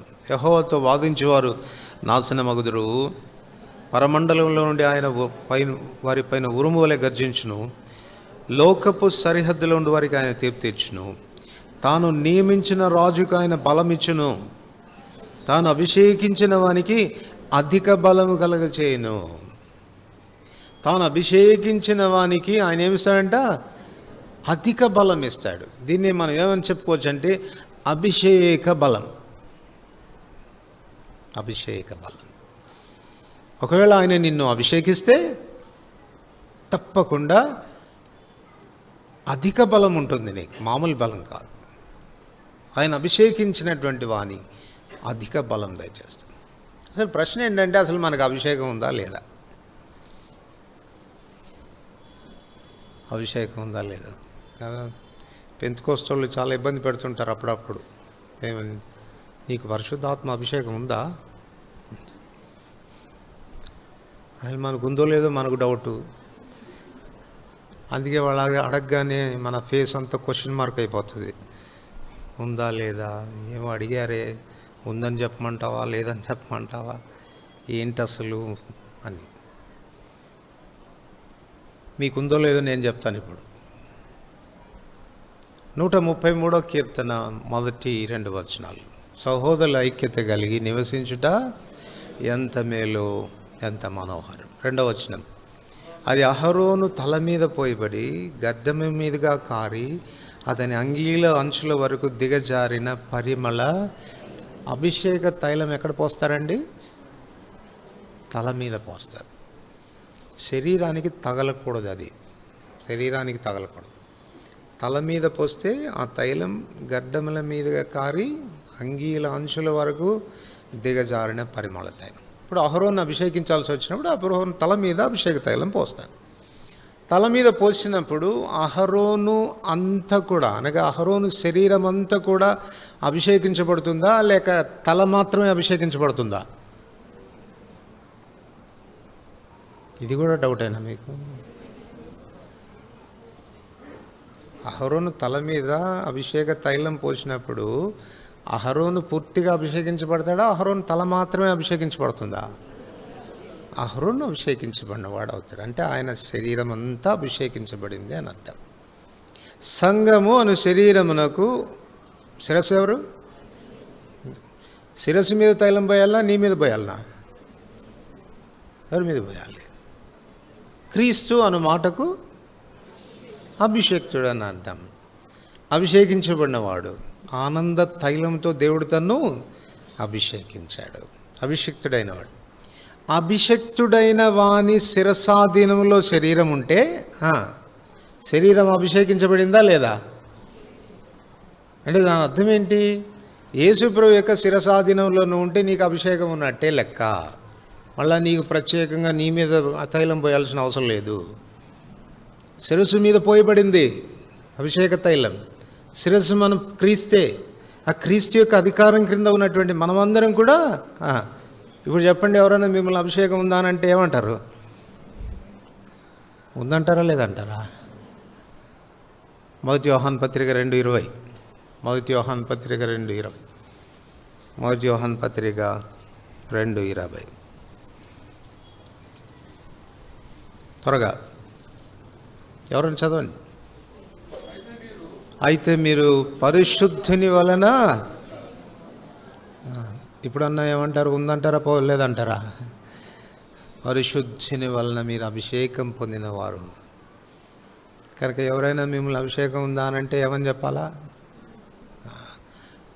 రక్షించబడిన ప్రతి వ్యక్తికి. రక్షించబడిన ప్రతి వ్యక్తి అంటే అర్థం ఏంటి?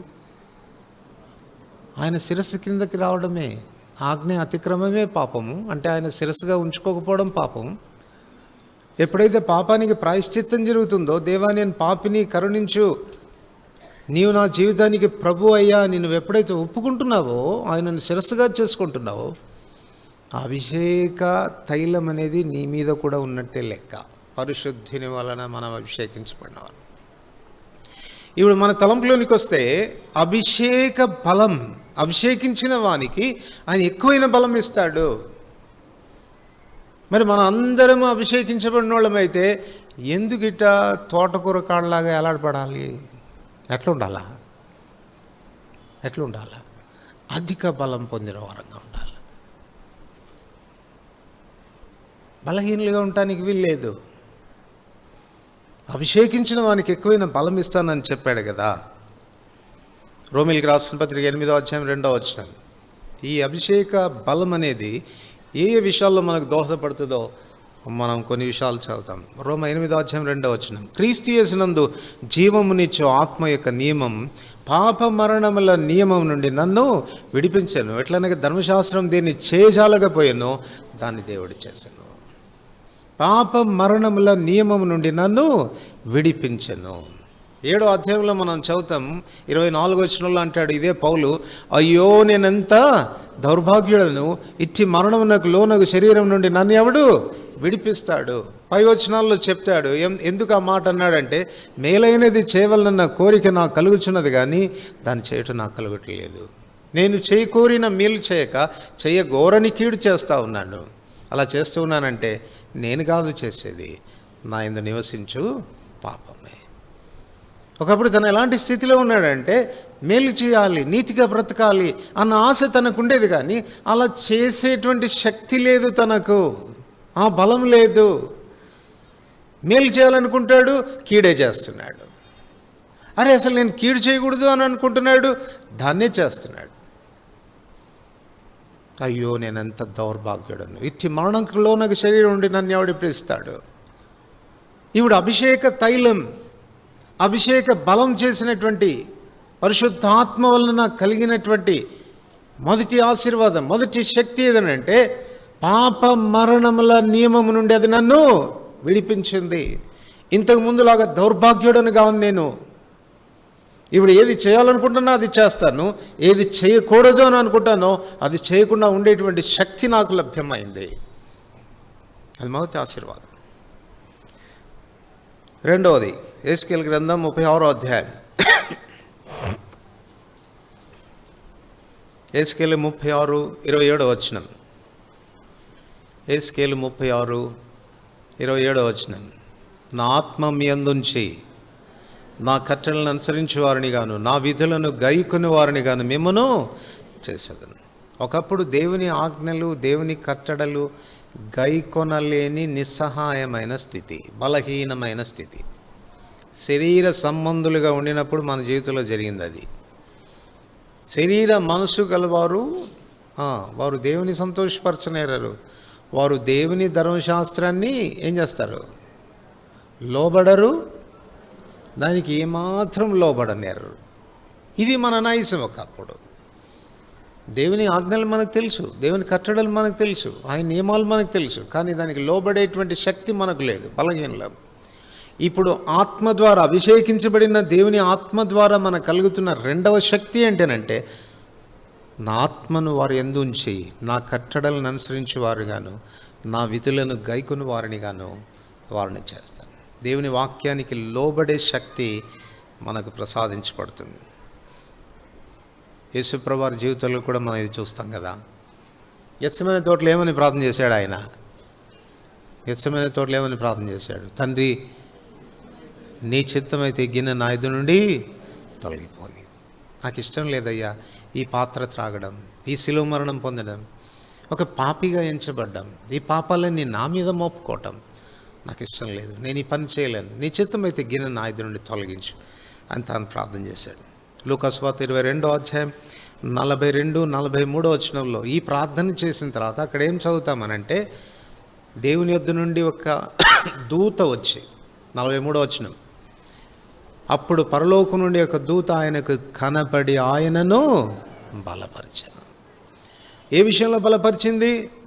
నేను త్రాగలేను బాబో, ఈ గిన్నె నా ఎదురు నుండి తొలగించు, నేను త్రాగలేను, ఈ విషయంలో నేను బలహీనుడను, నా వల్ల కాదు అన్నటువంటి యేసుప్రభువారు ఆ గిన్నె తాగేటట్టుగా ఆత్మ బలపరిచాడు. అందుకే హెబ్రీ 9వ అధ్యాయం 14వ వచనంలో చదువుతాం, నిత్యుడగు ఆత్మ ద్వారా తను తాను దేవునికి నిర్దోషినిగా అర్పించుకొని నా క్రీస్తు రక్తం నిర్జీవ క్రియలను విడిచి జీవం గల దేవుని సేవించుటకు మన మనసాక్షిని ఎంతో ఎక్కువగా శుద్ధి చేస్తుంది. ఎలాగ తను తాను అప్పగించుకోగలిగాడు శిలువ మరణానికి అంటే నిత్యుడగు ఆత్మ ద్వారా. ఆ పరిశుద్ధ ఆత్మదేవుడు ఒకవేళ బలపరిచి ఉండకపోతే, ఆ కార్యాన్ని నిర్వహించే విషయంలో తన మనసును దృఢపరిచి ఉండకపోతే యేసుప్రభు శిలువ మరణానికి వెళ్ళి ఉండేవాడు కాదు. ఇప్పుడు అదే ఆత్మ యొక్క శక్తి, అదే ఆత్మ యొక్క అభిషేక శక్తి మన మీద ఉంది. ఆ కారణం చేత ఎటువంటి కఠినమైన ఆజ్ఞలైనా, ఎంత మనకిష్టం లేనటువంటి ఆజ్ఞలైనా సులభంగా మనం నెరవేర్చగలం ఈ ఆత్మ మనకు ప్రసాదించే శక్తి చేత. మనందరికీ బాగా తెలుసు, రోమీయులకు రాసిన పత్రిక 8వ అధ్యాయం 26వ వచనం, మనకు ప్రార్థన చేయట ఎలాగో మనకు తెలియదు, అటువంటి ఆత్మయు మన బలహీనతను చూచి సహాయం చేయుచున్నాడు. ఎలాగైనా మనం యుక్తంగా ఎలాగో ప్రార్థన చేయవలనో మనకు తెలియదు, కానీ ఉచ్చరింప శక్యం కానీ మూలుగలతో ఆత్మ తానే మన పక్షంగా. అన్నిటికంటే కష్టమైనది ప్రార్థనే, అన్నిటికంటే కష్టమైనది ప్రార్థనే కదా. అందుకే ప్రార్థనలు ఎక్కువసేపు నిలకడగా ఉండలేం, మనం ప్రార్థనలు ఎక్కువసేపు నిలకడగా ఉండలేం. అరవిందం గారు చెప్పేవారు, ఆయన కూడా తొలి దినాల్లో చాలామంది గంట సేపు చేస్తున్నారు, 2 గంటలు చేస్తున్నారు, 3 గంటలు ప్రార్థన చేస్తున్నారంటే ఎట్లా చేస్తారబ్బా వీళ్ళు అన్ని గంటల సేపు ప్రార్థన అని అనుకున్నాడంటే, ఏముందులే అన్ని దేశాల పేర్లు అన్నీ చెప్పి మనకు గుర్తొచ్చిన వాళ్ళందరి పేర్లు చెప్తే కొంచెం టైం అయిపోద్ది కదా, అట్లా ట్రై చేద్దామని ఆయన ఆ గడియారం ముందు పెట్టుకొని ప్రార్థన స్టార్ట్ చేసి, అమెరికాలో ఉన్న వారిని కాపాడు, రష్యాలో ఉన్న వారిని కాపాడు, జర్మనీలో ఉన్న వారిని కాపాడు, దేశాల పేర్లు అని గుర్తొచ్చిన పేర్లన్నీ చేసి, ఆయనకు గుర్తొచ్చిన పేర్లన్నీ బలికేసి ఒక్క కన్ను తెరిచి చూశాడంట. 5 నిమిషాలు అయిందంట.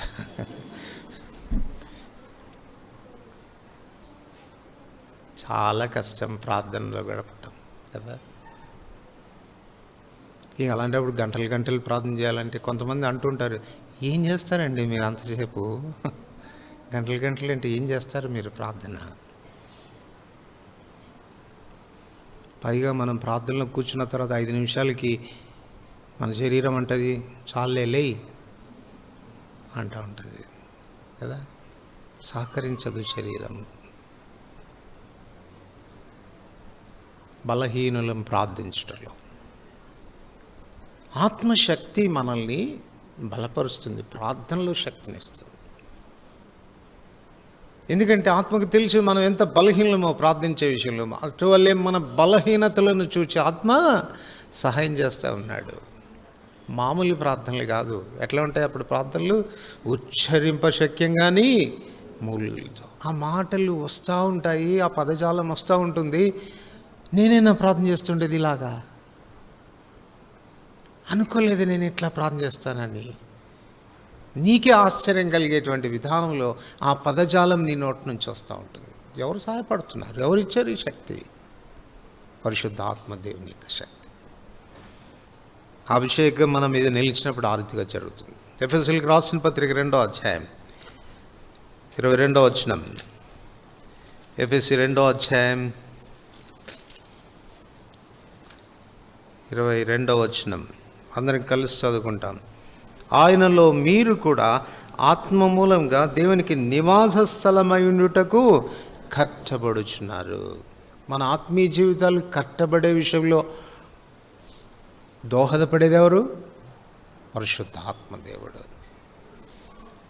మన జీవితాలను మనం కట్టుకోవడానికి అవసరమైన శక్తిని ప్రసాదించేది ఎవరు? పరిశుద్ధ ఆత్మదేవుడు. చాలా పర్యాలు విశ్వాస యాత్ర జీవితంలో ప్రయాణాన్ని ఆరంభించాం అంటే, ఇంక మాలో చెప్పుకోవాలంటే ఈ సందర్భాన్ని అనుసరించి పునాది మాత్రం వేసుకున్నాం. రక్షించబడ్డామంటే ఎస్ పలానా సంవత్సరం రక్షించు. గోడలు ఎంతవరకు వచ్చినాయి అని అంటే, లేదండి పునాది వేసుకున్నానండి, పునాది వేసుకున్నాను. ఎంతమంది పునాది క్రైస్తవులు లేరు ఇక్కడ? నీ ఆత్మీయ జీవితాన్ని కట్టుకుంటున్నావా? మెట్టు మెట్టున పురోభివృద్ధిలోనికి వస్తున్నావా? లేక ఎక్కడేసిన గొంగలి అంటే అక్కడే ఉన్నానండి అన్న దూరంలో ఉన్నామా? ఎందుకు శక్తి లేదా నీకు నీ జీవితాన్ని కట్టుకునే విషయంలో? దేవుని నామానికి మహిమ కలిగేది ఎప్పుడు చెప్పండి? దేవుని నామానికి మహిమ కలిగేది ఎప్పుడు? నువ్వు రక్షించబడినప్పుడా? కాదు, నీ రక్షణ కాంతంలో కదా. దేవుని మందిరం కట్టబడింది, మహిమ ఎప్పుడు వచ్చిందండి? గుమ్మాలు నిలబెట్టినప్పుడా? తలుపులు బిగించినప్పుడా? ఎప్పుడొచ్చింది? మందిరం అంతా కంప్లీట్ అయిన తర్వాత, ప్రతిష్ఠించబడిన తర్వాత అప్పుడు దేవుని మహిమ దిగి వచ్చింది. ఆయన నామానికి మహిమ రావాలన్నా, మహిమగల దేవుడు మనతో కూడా వసించాలన్నా ఈ ఆత్మీయమైనటువంటి జీవితాలు కట్టబడాలి కదా. పునాది వేసుకున్నావు, ఏ అనుమానం లేదు. కట్టబడే విషయంలో ఎంత జాగ్రత్త పడుతున్నాం? మీరు ఎప్పుడన్నా ఏదన్నా కొత్త ఇల్లు కట్టేది మీ ఇంటి పక్కన కానీ మీ వీధిలో కానీ చూసారా? 2 రోజులకు ఒకసారి పోయి చూడండి, దాని రూపురేఖలు మారిపోతుంటాయి. మొదటి రోజులు పోయి చూస్తే అన్ని గుంతలు కనపడతాయి. ఒక వారం తర్వాత పోయి చూస్తే పునాదులు పైకి లేసి ఉంటాయి.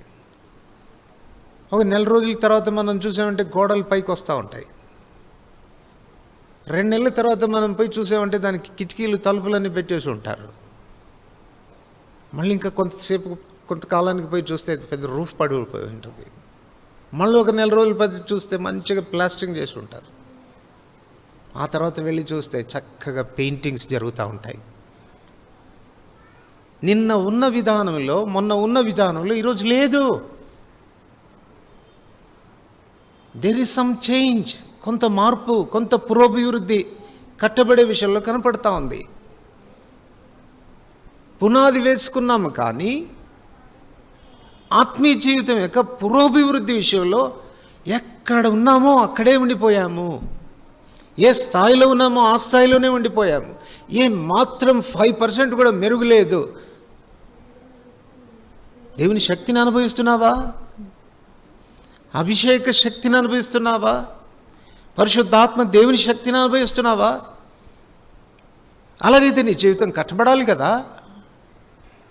ఆయనకు ఆలయంగా ఉండినట్లే ఆయన కడతాడు కదా. పురోభివృద్ధి అనేది జరగాలి కదా. నీ ఇల్లు కట్టబడుతుందో లేదో అన్న సంగతి నీకే తెలియదా? అంత అజ్ఞానంలో ఉండిపోయామా? ఆలోచించుకో ఒకసారి. బలపరిచే దేవుడు ఒకడు ఉండగా, అభిషేక తైలం ద్వారా మనల్ని బలపరచాలని కోరుతున్న దేవుడు ఉంటుండగా ఎంత వినియోగించుకుంటున్నాం, ఎంత లోబడుతున్నాం. ప్రభువా నా జీవితాన్ని కట్టు అని ఎంతగా మనల్ని మనం అప్పగించుకుంటున్నాం. ప్రకటన గ్రంథం 22వ అధ్యాయం.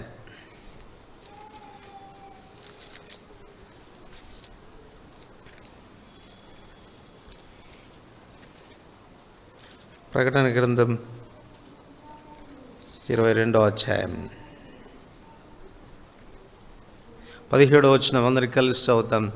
ఆత్మయు పెండ్లి కుమార్తెయు రమ్ము అని చెప్తున్నారు. ఎవరు రావాలంట? పెళ్లి కుమారుడా రా అని చెప్తున్నారు. ఎవరు చెప్తున్నారు? పెళ్లి కుమార్తె చెప్తుంది, ఆత్మ చెప్తున్నాడు. ఆత్మ ఎవరు? పెళ్లి కుమార్తె ఎవరు? పెళ్లి కుమార్తె మనమే కదా, ఆయన సంఘంగా పిలువబడుతున్నటువంటి మనమే. పెళ్లి కుమార్తె పెళ్లి కుమారుని రాయా, ఐఎమ్ రెడీ, నేను సిద్ధంగా ఉన్నాను, నువ్వు వస్తే నేను నిన్ను కలుసుకోవడానికి నేను సిద్ధంగా ఉన్నాను అని చెప్పే భరోసా ఎవరిచ్చారు? ఆత్మ ఇచ్చాడు. అంటే ఒక మాటలో చెప్పుకోవాలంటే ప్రభు రాకడ కొరకు మనల్ని సిద్ధపరిచేవాడు పరిశుద్ధాత్మదేవుడు. హిగే సన్నిధి, రాజు యొక్క సన్నిధికి ఎస్తేరును సిద్ధపరిచి పంపినవాడు, రాజసముఖంలో నిలబడ్డానికి అర్హురాలుగా సిద్ధపరిచి పంపినవాడు హేగే. అట్లాగనే పరమవరుడైనటువంటి మనం ప్రభు సన్నిధిలో మనం నిలబడ్డానికి అర్హులుగా చేసేవాడు పరిశుద్ధాత్మదేవుడు. ఆయన మనల్ని సిద్ధపరిస్తే ప్రభు రాకడ విషయంలో ఎంత ధైర్యంగా ఉంటామంటే, ప్రభువా వచ్చేసే రాదా ఈరోజే, ఐఎమ్ రెడీ, సిద్ధంగా ఉన్నాను. ఆ అభిషేక తైలం యొక్క శక్తి ఆయన రాకడ కొరకే మనల్ని సిద్ధపరుస్తుంది. ప్రిపేర్స్. అనుభవిస్తున్నామా ఆయన శక్తిని? ఆలోచించుకోవాలి. చివరిగా దినవృత్తాంతములు మొదటి గ్రంథం 29వ అధ్యాయం. దినవృత్తాంతములు మొదటి గ్రంథం 29వ అధ్యాయం 12 నుంచి 14 వచనాలు. 12 నుండి 14 వచనం. ఐశ్వర్యమును గొప్పతనమును నీ వలన కలుగును, నీవు సమస్తమును ఏలువాడు, బలమును పరాక్రమమును నీ దానములు, హెచ్చించువాడవును, అందరికీ బలమిచ్చువాడవును నీవే. మా దేవ, మేము నీకు కృతజ్ఞతాస్తుతులు చెల్లించున్నాం, ప్రభావం గల నీ నామమును కొనియాడుచున్నాం. ఈ ప్రకారం మనపూర్వకంగా ఇచ్చు సామర్థ్యం మాకున్నటకు నేనెంత మాత్రపు వాడను, నా జనులెంత మాత్రం వారు, సమస్తం నీ వల్లనే కలిగినదిగా నీ స్వసాంపద్యములు కొంత మేము నీకు ఇచ్చి ఉన్నాము. దేవుని మందిరానికి ఇచ్చేటువంటి విషయంలో వాళ్ళకున్న బలాన్ని గురించి మాట్లాడుతున్నాడు దావీదు. ప్రభువా నువ్వు బలం ఇచ్చివాడవు, నీవే. బలం నీ వలన కలుగుతుంది, సామర్థ్యం నీ వలన కలుగుతుంది. కొంచెం ఇచ్చింది కాదు. ఎంత ఇచ్చాడంటే ఆయన? ఎంత ఇచ్చాడు? చదవండి 29వ అధ్యాయం 2వ వచనం. నేను బహుగా ప్రయాసపడి నా దేవుని మందిరమునకు కావలసిన బంగారు పనికి బంగారమును, వెండికి వెండిని, ఇత్తడి పనికి ఇత్తడిని, ఇనుప పనికి ఇనుమును, కర్ర పనికి కర్రను, గోమేదపు రాళ్లను, చెక్కుడు రాళ్లను, వింతైన వర్ణము గల పలు విధమైన రాళ్లను, మిక్కిలి వెలగల నానావిధ రత్నములను, తెల్ల చలువరాయి విశేషంగా సంపాదించింది. మరియు నా దేవుని మందిరం మీద నాకు కలిగి ఉన్న మక్కువ చేత నేను అప్రతిష్ఠితమైన మందిరం నిమిత్తం సంపాదించిన వస్తువులు గాక నా స్వంతమైన బంగారము వెండి నా దేవుని మందిరం నిమిత్తము ఇంత ఇచ్చి ఏమంటున్నాడండి, నీ స్వసాంపాద్యంలో కొంత ఇచ్చాము, ఆ కొంత ఇవ్వటానికి కూడా ఆ సామర్థ్యం మాది కాదులే, ఆ బలం మాకుండేది కాదు, నువ్వు బలపరచబట్టి ఇచ్చాము అంటున్నాడు. అంటే ఇచ్చే విషయంలో బలం కావాలి. మనందరం ఇచ్చే విషయంలో బలవంతులం, అవునా? పుచ్చుకునే విషయంలో చాలా బలహీనం, అవునా? ఎంత ఇచ్చినా ప్రభు ఏమిచ్చావు, నాకు ఏమిచ్చావు అంటే మనం పుచ్చుకునే విషయంలో చాలా బలవంతులం. ఎంత ఇచ్చినా కూడా కెపాసిటీ బాగుంటుంది మనకి. ఒకవేళ నెత్తి మీద 10 కేజీలు బంగారం పెట్టినా ఏం పర్లేదు కదా, ఇంకొక 5 కేజీలు పెట్టు మోస్తాను అంటాం. పుచ్చుకునే విషయంలో చాలా బలవంతులం. కానీ ఇచ్చే విషయానికి వస్తే ఇంకా చూడండి, అరకొర కోసి కోసి కోసి కోసి ఇంతనా అంతనా. సామర్థ్యం ప్రభు ఇస్తాడు, బలం ప్రభు ఇస్తాడు. దావీదు అంటున్నాడు, ప్రభా మాకు సామర్థ్యం ఇచ్చావయ్యా, దేనికి? నీకు ఇవ్వడానికి. ఆ బలం ఇచ్చిన వాడవు నీవే. దేవుని మందిరాలు ఎలా కట్టబడతాయి, ఆత్మలు ఎలా సమకూర్చబడతాయి, ఆయన రాజ్య స్థాపన ఎలా జరుగుతుంది? మనం చేయి చాపకపోతే, మనం సమర్పణ చేయకపోతే, మనం ఇవ్వకపోతే.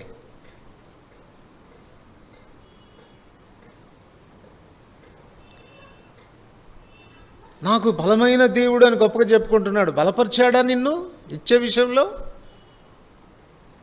కొరింథీయులకు రాసిన మొదటి పత్రిక 8వ అధ్యాయం, క్షమించండి 2 కొరింథీ 8వ అధ్యాయం. కొరింథీయులకు రాసిన 2వ పత్రిక 8వ అధ్యాయం మొదటి 5 వచనాలు అందరికి కలిసి చదువుదాం. సహోదరులారా, మాసిదోనియా సంఘములకు అనుగ్రహింపబడిన దేవుని కృపను గురించి మీకు తెలియజేయుచున్నాను. ఎలాగనగా వారు బహుశ్రమల వలన పరీక్షించబడగా అత్యధికంగా సంతోషించు, మరియు వారు నిరుపేదలైనను వారి దాతృత్వం బహుగా విస్తరించును. ఈ కృప విషయంలో పరిశుద్ధుల కొరకైన పరిచర్యలో పాలు పొందు విషయంలోనూ మనఃపూర్వకంగా మమ్మల్ని వేడుకొంచు, వారు తమ సామర్థ్యం కొలదియే కాక సామర్థ్యం కంటే ఎక్కువగా తమందరి తాము ఇచ్చురని మీకు సాక్ష్యం ఇచ్చున్నాను. ఇదిగాక మొదట ప్రభువునకును దేవుని చిత్తం వలన మాకును తమ్మును తాము అప్పగించుకుని కాక ఇంత చేయుదురని మేము, ఇంత చేస్తారని మేము ఎక్స్పెక్ట్ చేయలేదు. మేము ఎక్స్పెక్ట్ చేసిన దానికంటే ఎక్కువగా చేశారు వాళ్ళు. పోనీ వాళ్ళకున్న సామర్థ్యం కొలిది ఇచ్చారంటే లేదు, వాళ్ళ సామర్థ్యానికి మించి ఇచ్చారు వాళ్ళు. అందుకే దానికి పౌలు ఏమని పేరు పెడుతున్నా అంటే, ఇది ఆయన కృప, ఇట్ ఈస్ హిస్ గ్రేస్. దేవుడు వారికి అనుగ్రహించిన సామర్థ్యానికి ఆయన పెట్టిన పేరు కృప. ఈ మన ప్రభు విషయానికి వస్తే ఆయన కృప ఎంతంట? 9వ వచనం చదవండి. మీరు మన ప్రభు అయిన యేసుక్రీస్తు కృపను ఎరుగుదురు కదా, ఆయన ధనవంతుడైండి మీరు తన దారిద్ర్యం వల్ల ధనవంతులు కావాలని మీ నిమిత్తము దరిద్రుడాయను. ఇచ్చే విషయంలో ఆయనకున్న శక్తి ఎంత? హీ గేవ్ హిస్ లైఫ్, తన ప్రాణాన్ని ఇచ్చాడు. ధనవంతుడై ఉండి రిక్తుడైపోయాడు, ఖాళీ చేసుకున్నాడు, ఎంటీ అయిపోయాడు. నిన్ను నన్ను సంపాదించుకోవడానికి, నీ నా ఆత్మీయ జీవితాలను కట్టడానికి ఆయన కృప ఎంత గొప్పదో ఆలోచన చేయండి. ఇచ్చే విషయంలో ఎంత బలహీనం మనం, ఎంత తక్కువ స్థితిలో ఉంటాం. ఎన్ని కాని ఆలోచనలు మనకు వస్తాయి దేవునికి ఇచ్చే విషయానికి వచ్చినప్పుడు. మాసిదోనియా సంఘాన్ని చూడండి, వాళ్ళకున్న సామర్థ్యం చూడండి, ఎలా ఇచ్చారో ప్రభువుకు చూడండి. ప్రభు, ఇంత సామర్థ్యం మాకుండానికి మా వలన కలిగింది కాదయ్యా, నువ్వు మమ్మల్ని బలపరిచావు కాబట్టి ఆ రీతిగా మేము చేయగలిగాం. బలమిచ్చేవాడవు నీవే. దేవుని కార్యాల కొరకు, దేవుని పని కొరకు, ఆత్మల సంపాదన కొరకు, సంఘ స్థాపనల కొరకు ధారాళంగా ఇచ్చేటువంటి మనస్తత్వం కొరకు మనం ప్రభువుకు ప్రార్థన చేయాలి. ప్రభా నువ్వు నాకు ఇస్తే నేను నీకు ఇస్తానయ్యా, ప్రభా నువ్వు నాకు ఇస్తే నేను నీకు ఇస్తానయ్యా, నాకున్నదంతా నీదేనయ్యా. మీకు పురికొల్పు కొరకు చెప్తున్నాను, అతిశయంగా నేను చెప్పడం లేదు. నేను బోధనలో ఉన్నప్పుడు మందిర నిర్మాణం జరగాల్సి వచ్చింది. మా దగ్గర ఎక్కువ డబ్బులు లేవు, మాకు వచ్చే ఆదాయం చాలా తక్కువ. నేను అది ఇక్కడ పనిచేస్తున్న దినాల్లో మాసం అంతటికి కలిపితే 4-5 వేలు వచ్చేది. నేను వేసిన ప్లాన్ ఎంత పెద్దది అనంటే సుమారుగా 40-50 లక్షలు ఉంటే కానీ మందిరం కట్టలేము. మా ఆదాయం ఎంత? మాసానికి 4,000-5,000. విశ్వాసంతో ప్రారంభించాను. హగ్గయి 2వ అధ్యాయం నేను చదువుతున్నప్పుడు ప్రభు నాతో మాట్లాడాడు. వెండి నాది, బంగారు నాది అని. అది నేను ప్రజలకు చెప్పాలి. ప్రభు ఇట్లా మాట్లాడాడు, మన వెండి అంతా అయిందంట, బంగారం అంతా అయిందంట అని. అది దేవుడు నాతో ఏం మాట్లాడాడంటే, మరి నీ సంగతి ఏంటి? నీ ఇంట్లో ఉన్న వెండి, నీ ఇంట్లో ఉన్న బంగారం సంగతి ఏంటి? నేను ప్రభుతో చెప్పాను, ప్రభా నా ఇంట్లో కనపడే వెండి అయినా బంగారం అయినా అంతా నీదేనయ్యా. సో ఆ దినాల్లో నా దగ్గర ఉన్నదంతా కూడా మూట కట్టి బాక్స్లో పెట్టేశాను. నేను చెప్తాను వినండి, 4-5 వేలు ఆఫరింగ్స్ వచ్చేది. ఎప్పుడైతే అది చూశారో ఇది తప్పకుండా అన్న వేశాడు అన్న గ్రహింపు వాళ్ళకి వచ్చిన తర్వాత వాళ్ళు ఇచ్చే విషయంలో వాళ్ళ జీవితాలు మారిపోయినాయి, వాళ్ళ సామర్థ్యం మారిపోయింది. 2 సంవత్సరాల్లో మందిరం ముగించాం. 45-50 లక్షల రూపాయలు ఖర్చు అయింది. మేము లెక్కలు చూసుకుంటే బయట నుంచి మాకు వచ్చిన కాంట్రిబ్యూషన్స్ ఒక 5 లక్షల లోపే. మిగతా అంతా ఇచ్చింది విశ్వాసులే. ఇచ్చే విషయంలో బలం లేని విశ్వాసులు ఎలా అరితిగా కాగలిగారు? వాళ్ళు ఎలా ప్రోత్సహించబడ్డారు? ఎలా వచ్చింది వారికి ఆ బలం?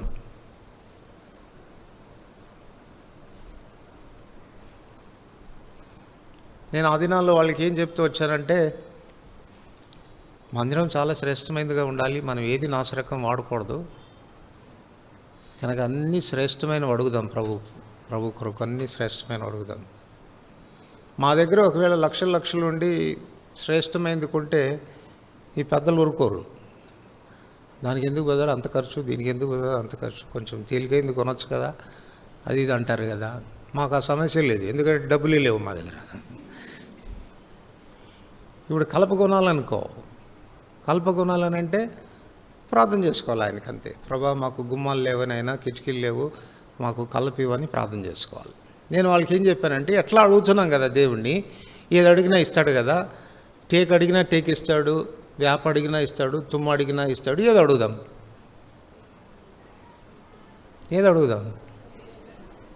ఊరికే ఇచ్చినప్పుడు ఆయన ఊరికే ఇస్తాడు కదా, అడిగిందల్లా ఆయనే కదా ఇచ్చేది. ఏది అడుగుదాం చెప్పండి అంటే, అన్న టేకే అడుగుదామన్న. అదే అడగండి.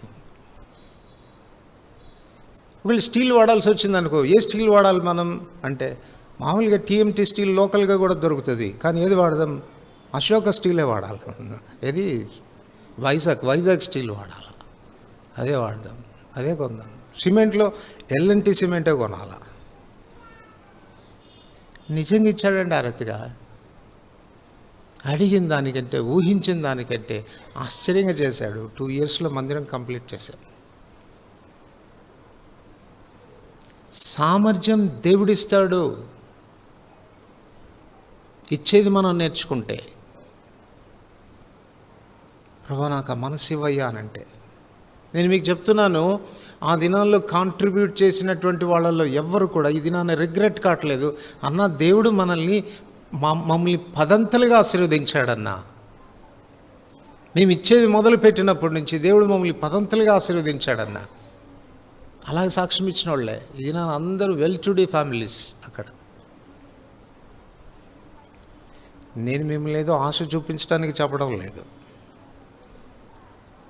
ఇచ్చే విషయంలో నేర్చుకుందాం, చేయి చాపే విషయంలో నేర్చుకుందాం, ప్రభుకి ఇచ్చే విషయంలో నేర్చుకుందాం.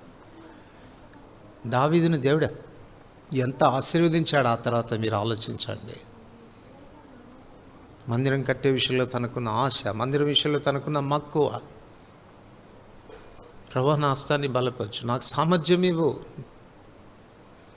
అని తాను దేవుని మందిరాన్ని కట్టినప్పుడు తన ఇంటిని దేవుడు ఆశీర్వదించాడు. ఎంతగా ఆశీర్వదించాడంటే దేవుని సన్నిధిలోనికి వెళ్ళి తాను ప్రార్థన చేశాడు, ప్రభువా నువ్వు నన్ను ఇంతగా హెచ్చించుటకు ఏ పాటు వాడినయ్యా. దేవుని ఆశీర్వాదం అనేది మన మీద ఉండాలంటే మనం ఇచ్చేది నేర్చుకోవాలి. మనం ఇచ్చేది నేర్చుకోవాలంటే ఆయన ఎంత ఇచ్చాడో గమనించు. హీ ఎంప్టీడ్ హిమ్సెల్ఫ్, తను ఖాళీ చేసుకున్నాడు. తనకున్నదంతా నీకు ఇచ్చాడు కదా. ఎంత ఇస్తున్నాం ఆయన కొరకు, ఎంత ఇస్తున్నాం. ఎంత సంకుచితమైన మనస్తత్వాలతో ఉంటున్నాం మనం.